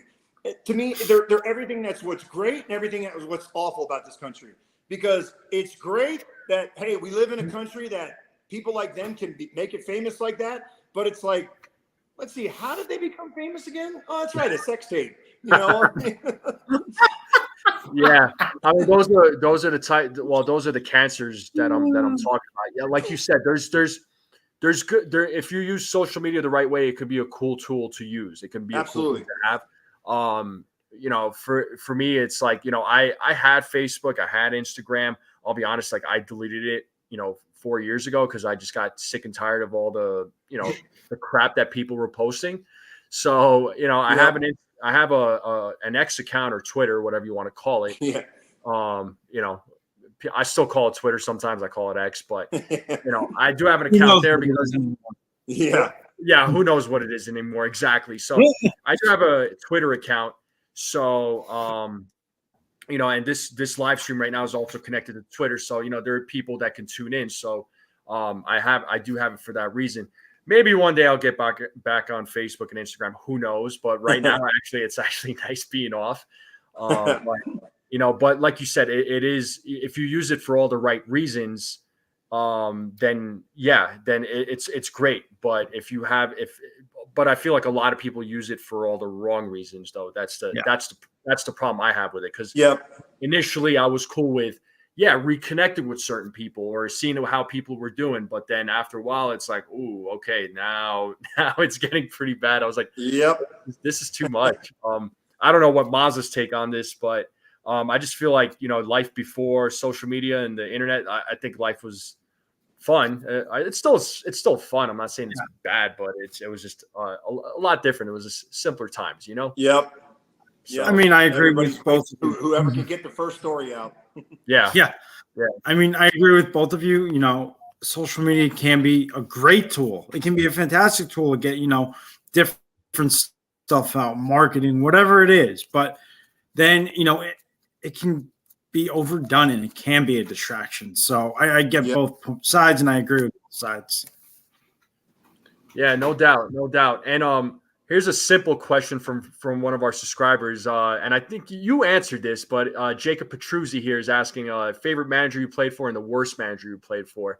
I think we know your favorite manager. Yeah, you know, I mean, because I always say this too. I'm like, look, I had the good fortune of playing for some unbelievable managers in the game, and with all due respect to Jim Leland and Joe Torre, who were unbelievable. You know, I think did Leland go in the Hall of Fame? I can't remember if he made it in the regular Hall. I'll check. Yeah, I'm not sure because I know I'm actually going to Pittsburgh the weekend of August 24th because Leland and Barry Bonds are both getting inducted in the Pirates Hall of Fame. So I'm gonna go back for that. You know, and so I love Jimmy. You know, and he was great, man. But yeah, with all due respect to them, it's hard not to say Bobby Cox, man. I just love the guy. He is a Hall of Famer. Okay, yeah, I couldn't remember. He is in. He's in. I think as a manager. That's what I think he's in as a manager. Oh yeah, yep. So, you know, 3 Hall of Fame managers I got to play for, you know, and all 3 of them were unbelievable in their own right. But it's just Bobby was just something different, man. There was just something special about him. Like I said, it's whenever you had so many guys. I mean, anytime we ever had something for Bobby now, even like since he's been done and stuff, you know, unfortunately he's battled some health issues the last couple of years and stuff. But before that, anytime they had a celebration for him or something, you know, you could see with the amount of players that came back, you know, every time for those things, for those events for Bobby, it was incredible, man. The outpouring. I mean, guys that played, you know, 2 weeks for him, you know, back in like 95 or 93 or whatever, you know, they might have only played a month for him. And they came back for a celebration because that's how much everybody cared about Bobby and having so much love and respect for him. As far as my worst manager, that's to me is another tough one. It's honest to God, I don't think I could even answer that because, you know, it's like, which one was like the close second and third and fourth? You know what I mean? It's like, so I honestly couldn't even say none of them were like the worst or horrible managers, you know? The only funny story that I'll probably tell is that when I was with the Reds in 99 and 2000, Jack McKeon was our manager. And Jack, you know, old school guy, man, you know, he ended up winning the World Series with the Marlins in 2003? I think it was. 2003. Yeah. And you know, so he had a hell of a career himself, you know, and stuff. And so, but he was getting up there even when I was with the Reds. And so We used to catch Jack napping a couple times, man, on some, by like July and August, man, in those day games in Cincinnati and stuff, man. All of a sudden we look over and there's Jack kind of doing a couple of those in the dugout and stuff, man. So on MLB Network, they'll show different like things, different shows where they highlight different teams. One of them was about the Pirates. And Jim Leland and Barry Bonds got into it at one point. Yep. Is it true that Jim Leland was a firecracker at any given point where he would just go off? Oh yeah. Yeah. He had some famous like tirades after the games, like when he had to get on us because of how bad we were playing. I remember in San Francisco one time, we were playing some bad ball, and sure enough, we went out and, had 3 or 4 errors that night, just totally gave the game away. We should have won the game, but 3 or 4 errors, pitchers walked 5 or 6 guys. It was just a horrible, horrible, bad game played fundamentally and everything, and stuff. And so the best night, we always ate, had our spreads in the locker room after the game. And the best night in San Francisco was the Italian night because we, had chicken parm and lasagna and manicotti, whatever. It was all kinds of great stuff. And so that table had just got set up with all the different stuff on there. And here, when I'm getting ready to get my plate, here comes Jimmy. Boom! Just knocks it over. Spaghetti, meatballs, and everything all over the floor, man. And it was, it was almost like the Bull Durham thing, you're around the field. But I just had to say that one because I don't think I can repeat everything he said that night, whatever. But the funniest part to me was I remember looking at a couple of my buddies going, "Damn it, dude! I was almost getting ready to get my plate, man. I love the chicken parm here." Jim Leland looks like he could be a firecracker. I'm like, I don't think I want to really be the same as that guy. Oh yeah, yeah. When he got it, that's why that happened before me. That famous one with him and Bonds in the outfield in spring training. But that was him. He was not going to step down from anybody, man. And another one was too. That was just a tough son of a gun, man. Was the old school manager of the Pirates, Bill Verdon? I don't know if you remember that name. I know the name. Yeah. Great player in his own right, and stuff. Whatever. He coached the Pirates back in the day. So Jimmy did a good manager knows that he's only as good as his staff that he hires along with him too. So a good manager usually always has a really good bench coach the bench coach, people always ask me, what does the bench coach do? He's mainly there to kind of give advice and tutor that manager, if you get a good one. And Jimmy Leland had Bill Verdon, and he was a great baseball guy. I love that man. And he was such a cool guy, but he was a tough son of a gun too, man, that got in Barry's face a few times too that you didn't even hear about on the news and stuff. And he was probably, I don't know, he was probably his early 60s or something at that point, but he was not going to back down from Barry either, too. Man. One coach that you did have was Leo Mazzoni, and he always used to rock back and forth on the bench. And you'd always watch him and be like, what is wrong with him? Why is he, he seemed like he was a bit of a character himself, Leo Mazzoni. Oh, big time character, man. Yep. He was funny, man. I love Leo, dude. Same thing. Whenever I go back for the alumni stuff and everything, he's like, there he is. He always gives me crap because in '97 I won I just won my 19th game and I was 19-3 with like a 2.5 ERA. If I could have just finished off the season like I knew I could, and if I got to 22 or 23 wins, I would have got the Cy Young because Pedro won it that year. And Pedro only ended up with like 14 wins, but he had like a 1.7 ERA and had like 350 strikeouts. It was ridiculous. But, it was like the year Smoltz won it. He won like 22 games. So I was on my way to winning 22 or 23 games that year. And I just threw a shutout to get my 19th win. I remember we were in San Diego. It's, beginning of September. And a lot of times the end of August, beginning of September, you start to go through that little bit of dead arm, to get you through the season because you've thrown over 200 innings at that point. So I had thrown like 220 innings or whatever it was. I was close to leading the league in innings pitched. And earlier in the season, my right shoulder had really been acting up and I had to get a couple cortisone shots. They said it was probably an old football injury from hitting with my shoulder and stingers and stuff, And so, you know, a couple cortisone shots made me feel better, got me through. I hadn't felt that since like April or maybe early May. You know, it'd been great the rest of the season. I throw my bullpen. I'm feeling great. It's the best bullpen I've thrown all year. I felt like I could have pitched that day, you know, and it was only 2 days before that I'd thrown a complete game. So I was feeling all giddy. I go out, you know, start shagging baseballs. And the first ball that comes to me is kind of diving at me, you know, a sinking liner. I go to dive to catch it, pop my right shoulder. I didn't separate it or anything like that, but it was bad. And I came walking over to Smoltz, and I felt like I was going to puke because I knew I messed it up pretty good. And he just looks at me. He goes, "You just effed up your shoulder, didn't you?" I'm like, "Yep." He goes, "Dude, you look like you're going to puke right now." I'm like, "I know." And he goes, "Dude, you got to go. You go in and see the trainers, man." And then so I went in. Leo saw what happened. He's like, "You dumb son of a," you know.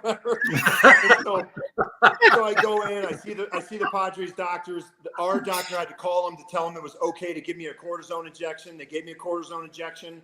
And then the morning of my start, the day of my start, they gave me a little bit of Novocaine in there to numb it so I wouldn't even feel it. I was able to go out and pitch that night and win my 20th game. Actually, I pitched great through 7 scoreless innings. But those 2 shots kind of got me through that start. After that, man, it was killing me. I couldn't pull. I was pitching like, you know, I had nothing to throw against and stuff. I end up losing 2. I lost 2 out of my last 3 starts, and I went from 20-5 with like a 2.5 to 20-3 with a 2.5 to 20-5 with a 2.97 or whatever, you know. And if I had able to win 22 or 23 games and kept that mid-2 ERA, I don't think there's any question I would have won the Cy Young. And so that would have made it like we would have an Atlanta Brave pitcher would have won the Cy Young like 7 straight years at that point, you know, whatever, because Pedro broke it up. Because the next year, Tommy Glavine won it again in '98. So yeah, so every time I see Leo, he's like, "There's that dumb SOB, man. You know, cost me a Cy Young." He's like, "Cost me a Cy Young." That's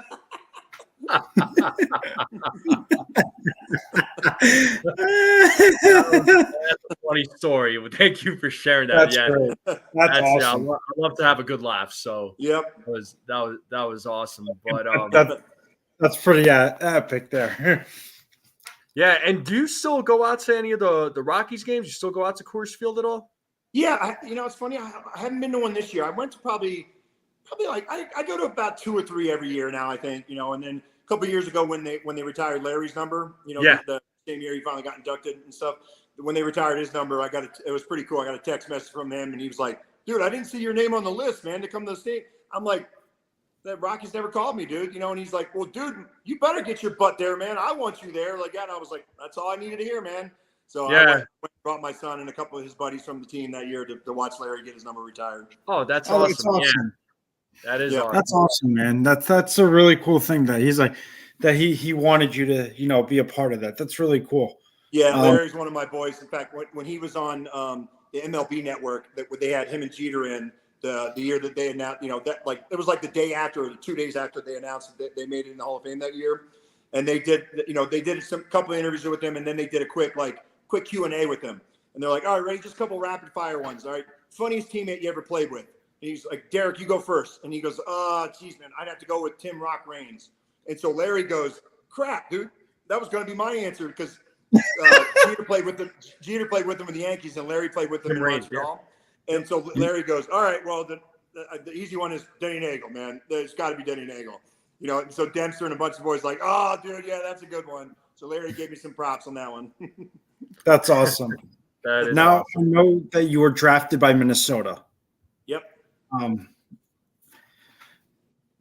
What was your time like there? Because I know it was a very short-lived time in Minnesota. You were there in '91.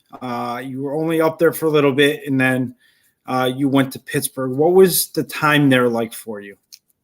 Well, it was great because I actually went to University of Minnesota to play college baseball. So, you know, even though I grew up in Maryland on the East Coast, because I went to college there, I was considered a local guy. And so it was really neat to be able to make it. You know, I got drafted in '89, made it to the big leagues in '91 because, you know, I kind of went up to the minor league system pretty quick. I had a couple really good seasons right away that accelerated me to the big leagues. And so my college baseball coach, who actually just retired just this past season after 43 years at the University of Minnesota. Wow. He was there, and it was kind of tough for him because my first start was against the Milwaukee Brewers when I made my major league debut. Paul Molitor's leading off for the Brewers. He's a famous University of Minnesota alumni who was best friends with my college baseball coach. So he was just telling a story when I just saw him a few weeks back when I went up for his retirement thing.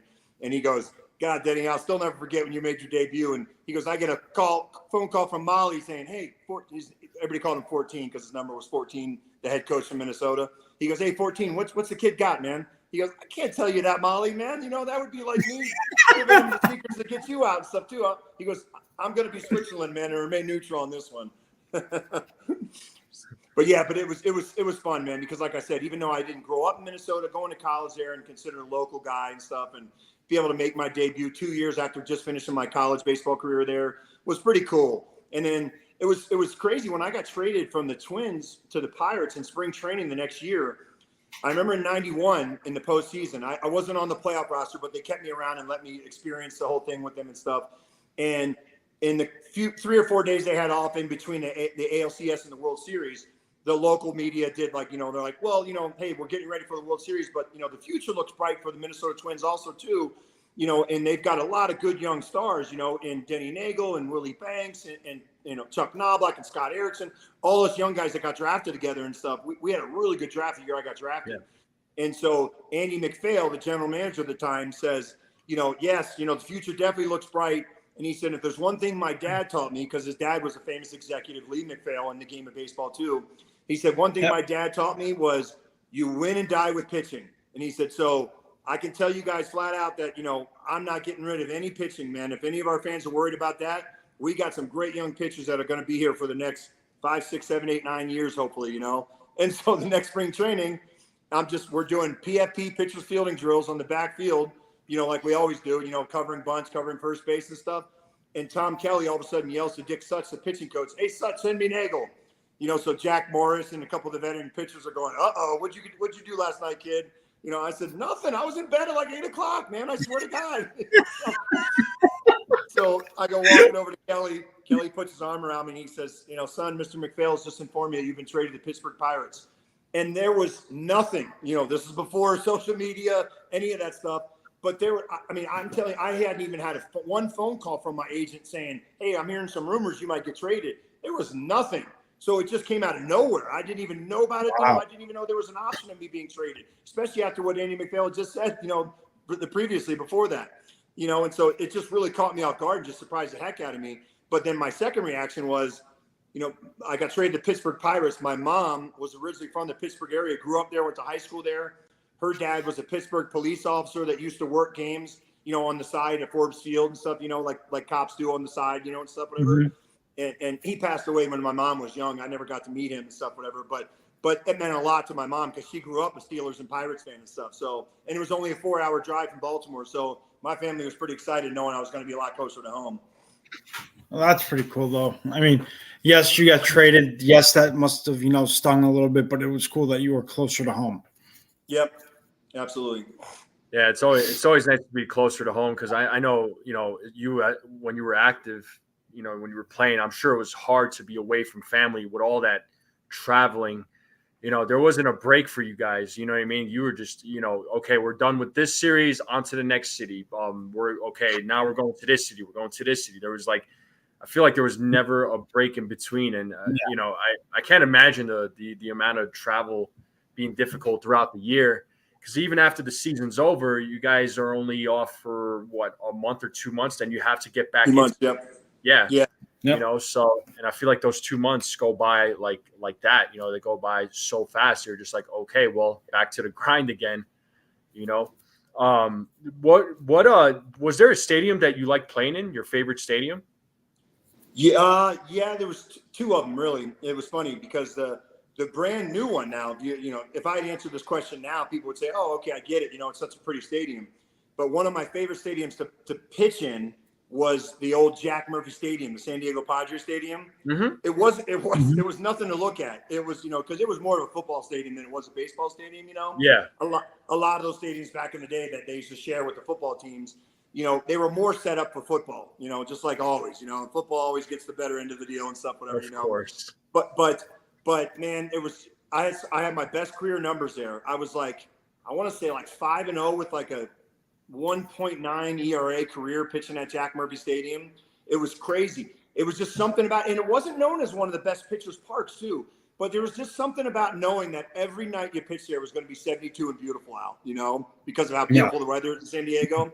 So there was something to be said about that. I love the West Coast. I love that weather, and stuff. And then as far as just, as a visiting player, the one stadium that was just so fun to play on though, because their fans were so incredible, so knowledgeable, and just such great fans of the game of baseball, was St. Louis, Busch Stadium. It was so funny, man, to be able to – I remember being with the Braves, and Andrew Jones was, to this day, the best outfielder I've ever got to play with. Thank God he played behind me, saved my butt a bunch of times. I can't tell you how many times you throw a pitch and go, dang it, man. Oh, that way, Andrew. That way, way to catch that one. and so I remember games, where it'd be 2-1 in the 7th or 8th inning, base loaded or second and third, we got a 2-1 lead. And, and the guy hits one to the gap, whatever. It looks like for sure it's going to be a double or triple and go ahead, run score. And Andrew, sure enough, flags it down and catches another one. And you see fans over top of our dugout going, God dang you, Jones. I don't like you, but that's a heck of a catch, man. That's a heck of a catch. Yeah. I mean, Andrew Jones was incredible, though. Yeah, I remember watching him play. That guy was what a great outfielder. His glove in the outfield was amazing. He had a quick bat, too. Unbelievable hands, quick hands, raw power. I mean, just an unbelievable player. And yeah, as far as athlete-wise, outfield-wise, one of the best first steps I've ever seen. It was unbelievable how quick that he knew exactly where that ball was going. And he could play so shallow because he was so confident of his ability to read those balls, because he took a lot of pride. This is another one of those things that people don't get to see a lot.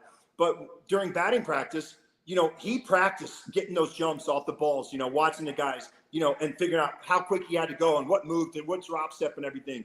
So by the time, once the game rolled around, he knew exactly which way he had to go and stuff. And so that allowed him to play a lot more shallow, way more shallow than definitely the most shallow outfielder that ever played behind me, which was great because you give up those line drives that you think were going in too, and there's Andrew. He catches that one. Then the guy hits one, like I was saying earlier, he hits one to the gap.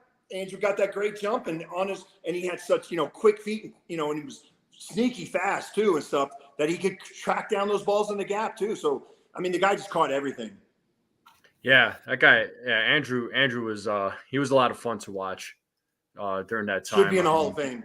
Should be. I'm surprised he's not. I think he's going to be one of those guys that, but, kind of like Fred McGriff, they're finally going to get it right at some point. Yeah, McGriff, another amazing player. That guy was awesome. Actually, I wanted to grab this question here real quick because we talked about ballparks, and John over here is asking. I thought this was a good question. He's asking, did the home plate background from the pitcher's perspective matter to you when you pitched? Yeah, absolutely. There was. Okay. I'm trying to think what stadium there. Oh man. God, like the old Olympic Stadium, Montreal. It's just everything about that place, man. The turf was like cement.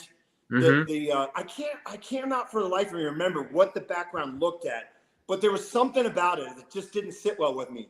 And so that's a great question because it was weird. I couldn't. You had a hard time focusing, locking in on the catcher's glove and stuff. And so I can't remember what their background was, but it was just. Same thing, that stadium was built for the Olympics, obviously Olympic Stadium. But when Montreal back in '76, famous Nadia Comaneci, Olympics and stuff, whatever, back in those days, mm-hmm. But that was built for the Olympics. So again, it was not a baseball stadium. So it was tough, man. It was tough to play in that place, man. And no doubt. Trying to think, God, there was. Oh, I can't for life me thinking off the top of my head, but that's one that stands out for me right there. So that is a great question. It's just like the same thing for a batter's eye. A good batter's eye makes a big difference for hitters. Whatever in these ballparks. Yeah, I'm sure, and every ballpark is different. None of them. I mean, clearly they're not the same, but they're all unique. They're all very unique in their own way. But folks in the chat, I was going to say, I hope you're all enjoying the conversation we're having here with Denny Neagle. We've been on here for coming up almost on 2 hours. So Yeah. I hope you're all enjoying it. I know I'm enjoying it. I know Mazza's enjoying it too. It's always Definitely. great to talk to former players, because again, you all bring a different perspective to the game. And, and we always appreciate the time when players can come on and talk to us. Like, I honestly would have never thought in a million years I'd be like doing something like this, but this is pretty amazing for me. It's a lot of fun for me. And I know this, again, something that Mazza and I, we talk about it. We talk about it backstage when the show is over. We'll discuss it, so, Mazza. I mean, there was one last question I had for you. Sure. What was it like playing alongside Fred McGriff and Chipper Jones? Both of them Hall of Famers. Both of them fantastic ball players. Chipper's probably one of the best switch hitters in the game to ever play. He's definitely up there with some of the great names. But being probably the best switch hitting third baseman we'll ever see in our lifetime, how was that for you to play alongside both Fred McGriff and Chipper Jones at the same time? What a great experience, man. Look, Chipper Jones, let's face it, not just third baseman, he might be the best switch hitter ever, because as far as I know, I'm pretty sure you can fact check me on this one too, because I think I just saw this the other day again. If I'm not mistaken, I think he's the only switch hitter ever to hit 300 from both sides of the plate, to average 300 from both sides of the plate. That is That's true. incredible. He is. Yeah. Because there's always going to be a drop off. Like for Chipper, the drop off was in the power. His power was definitely from the left side. That's because the reason why he won the MVP in '99 was like the only year that he finally almost matched his power numbers from both sides of the plate. I want to say he had like 21 from the left side and 19 from the right, and that was something like that. Something like that. But most of the time, he could hit from average from the right side. But it would be like, let's say if he hit 35 home runs, 25 would come from the left and 10 would come from the right, something like that. It would be that's where the difference was for him. So for me, when I used to face him, I didn't mind facing Chipper as much because I knew his power wasn't as great from the right side, and he kind of had a little bit longer swing from the right side. So I used to try to throw him like hard stuff in and cutters in and stuff, and then I actually would throw the changeup into him too. And he even said, he was like, "Damn it, Nate, you used to mess me up because nobody throws changeups into righties." I'm like, "I know, but I saw how your swing was." He's like, "Yeah, you're supposed to do that." But man, so I was a fan of Chipper's even playing against him, even though he was, I don't know what, 3 or 4 or 5 years younger than me. But he's one of those guys because you just saw what a talent he was right away when he first came up. And a lot like Derek Jeter, Chipper he knew how to handle that superstar status. He knew Chipper was a guy, and he got it from his dad. His dad instilled that in him, that they worked tirelessly on switch hitting and the fundamentals of the game in a good way, though. His dad was not one of those, pushy guys. He just instilled, how to play the game the right way for Chipper. And it showed. It showed from the minute that kid got to the big leagues. Chipper's, I tell you what, man, I don't know if Chipper necessarily even wants to be a hitting coach. But the guy, whenever you see him go on the MLB network and talk hitting with like DeRosa and stuff, because those guys are pretty good buddies too. But his knowledge of just the art of hitting is incredible, man. He should be a hitting coach. Yeah, really. Freddie Freeman will tell you that Chipper Jones is a big reason why he's had so much success in his career, because he worked with Freddie, at a young age when Freddie first got to the big leagues and stuff too. So, not only was Chipper a great player in his own right, obviously it goes without saying, but he's been great at passing that knowledge on to some of these younger guys, like Mark DeRosa when Mark was playing. But Freddie's the guy that you can definitely point to right now too, that I don't think Freddie would be the type of hitter he is today if it hadn't been with, some of the tutelage that he received under Chipper when he first got to the big leagues. So It's been pretty incredible to watch him, pass his wealth of knowledge on to some of the younger players and stuff too. And Freddie McGriff, one of my all-time favorite guys in baseball, man. Just a great dude. I always loved Freddie because he had the laugh like Eddie Murphy had, man. That. He had this incredible laugh, man. It just made that laugh is great. I used to love making Freddie laugh because I was always the jokester that told jokes and pulled pranks and did fart noises and stuff like that. So I used to love making Freddie laugh, man, because that laugh was just infectious. Yeah, it's funny that you say that because it's like when I saw you pitch live at that game I went to, I always took you as being a serious guy. But then getting to know you now, I'm like, all right, he's because probably you wouldn't because you were on the mound. You had to be serious. I was going to say, what's funny enough is that guys, who was it? Was it Aaron Boone? I think it was Booney. Yeah, I think it was Booney. When I played with the Reds, he goes, Negs, I've never seen a more Jekyll and Hyde person in my life, man. He goes, because you are just the biggest goofballs for 4 days in a row when you're not pitching, man. He goes, it's hard to keep track of what you're going to do next and what prank, and stuff. I remember when we were with the Reds, the Reds mascot is that stupid, the baseball Reds head, whatever. It's literally just a Reds uniform with the it's like the Mr. Met guy almost, and so it's just a big old round head, and it's just a baseball. And so Booney's playing third base. I wasn't pitching, and the mascot walks by me, and I go, dude, give me your costume real quick. So I threw the costume on, and I went out with the grounds crew, and I'm raking third base area, whatever, with the whole grounds crew as the mascot. and so obviously nobody can hear that I'm even saying anything, but I'm next to Boone, and I go, let's go, Boone, get your head out of your butt, man. Start hitting the ball and play, man. For crying out loud, my grandma could swing better than that. And all of a sudden you see Boone, you're going like, what? What'd you say to me? He's thinking the mascot's giving him crap. I said one more thing like that, and all of a sudden he just goes, Names?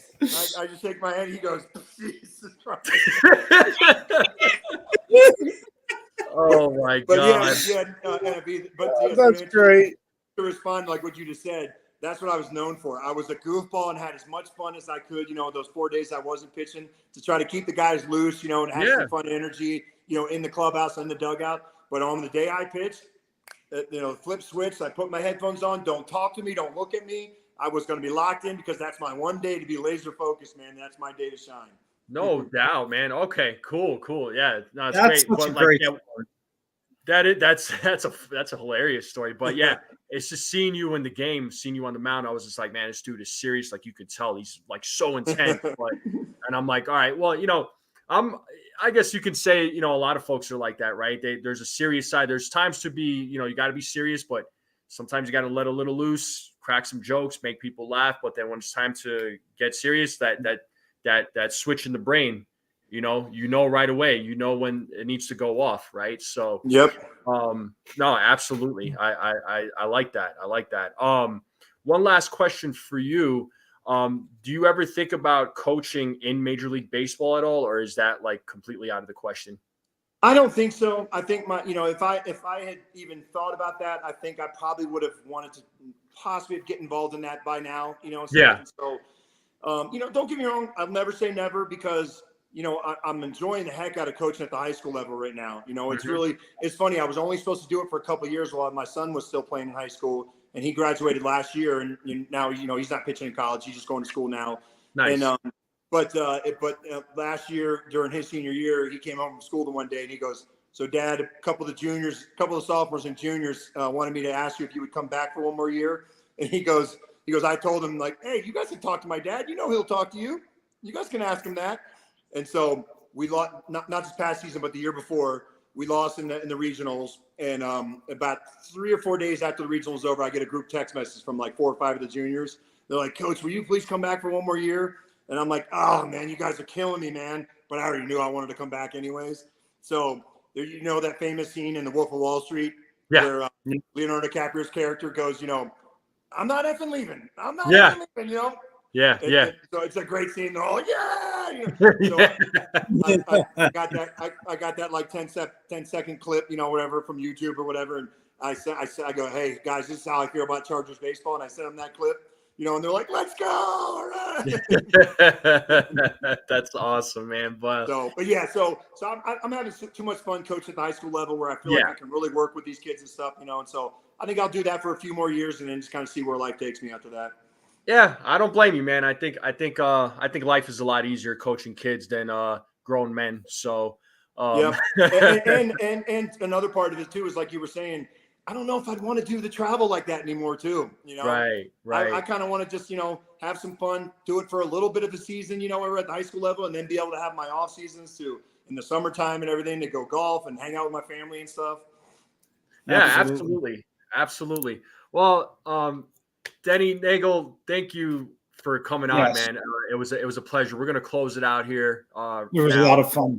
It was a lot of fun, man. Yeah, this was a lot of fun. We're coming up on 2 hours, so it was 2 hours of fun though. I really enjoyed it. Yeah, hey, time great flies when you're having fun. and great insight. Absolutely, man. Absolutely, it always does. And folks in the chat, I hope you all enjoyed the conversation and all the experience and the stories. I mean, it's always great to hear from different players, but I hope you had a great time as well. We'd love to have you come back on again and anytime, man. I'd love to and do this. And it doesn't have to be about baseball. It could be life. Everybody knows I love food. We talk about food here, so you talked about the Italian food, and Jim Leland just knocking it down. So we could talk food. Yeah, it could be whatever. It could be whatever, man. But absolutely, man. Love to get you back on here, but Denny, thank you again for coming on. It was a pleasure. Absolutely, you got it, man. Thanks for having me, guys. Yes, sir. You enjoy the rest of your day, evening, whatever you want to call it. All right, man. Take care, guys. All right, take care. See you later. All right, folks. Well, there you have it. That was hopefully you all enjoyed the conversation. Yeah, John, it's great to hang out with a Major League Baseball player. Go to my YouTube channel, man, and I've done several interviews with former Major League Baseball players. So has Maza. And actually, now that you mentioned that, I do have an announcement to make. Okay, what is the announcement? Monday, 4 p.m. Eastern Standard Time. Okay. I am having Bruce Maxwell and Brandon Puffer on my channel as we sit down and do a roundtable. Yo, that's awesome. That's going to be a lot of fun. I'm going to set up the link tonight and send it to both of them. So 4 p.m. Monday, Eastern Standard Time.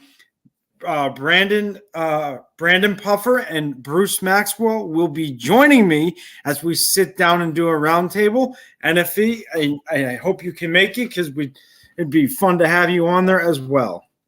Yeah, no, I should be able to come on. I don't think that should be a problem. So, folks, you heard it.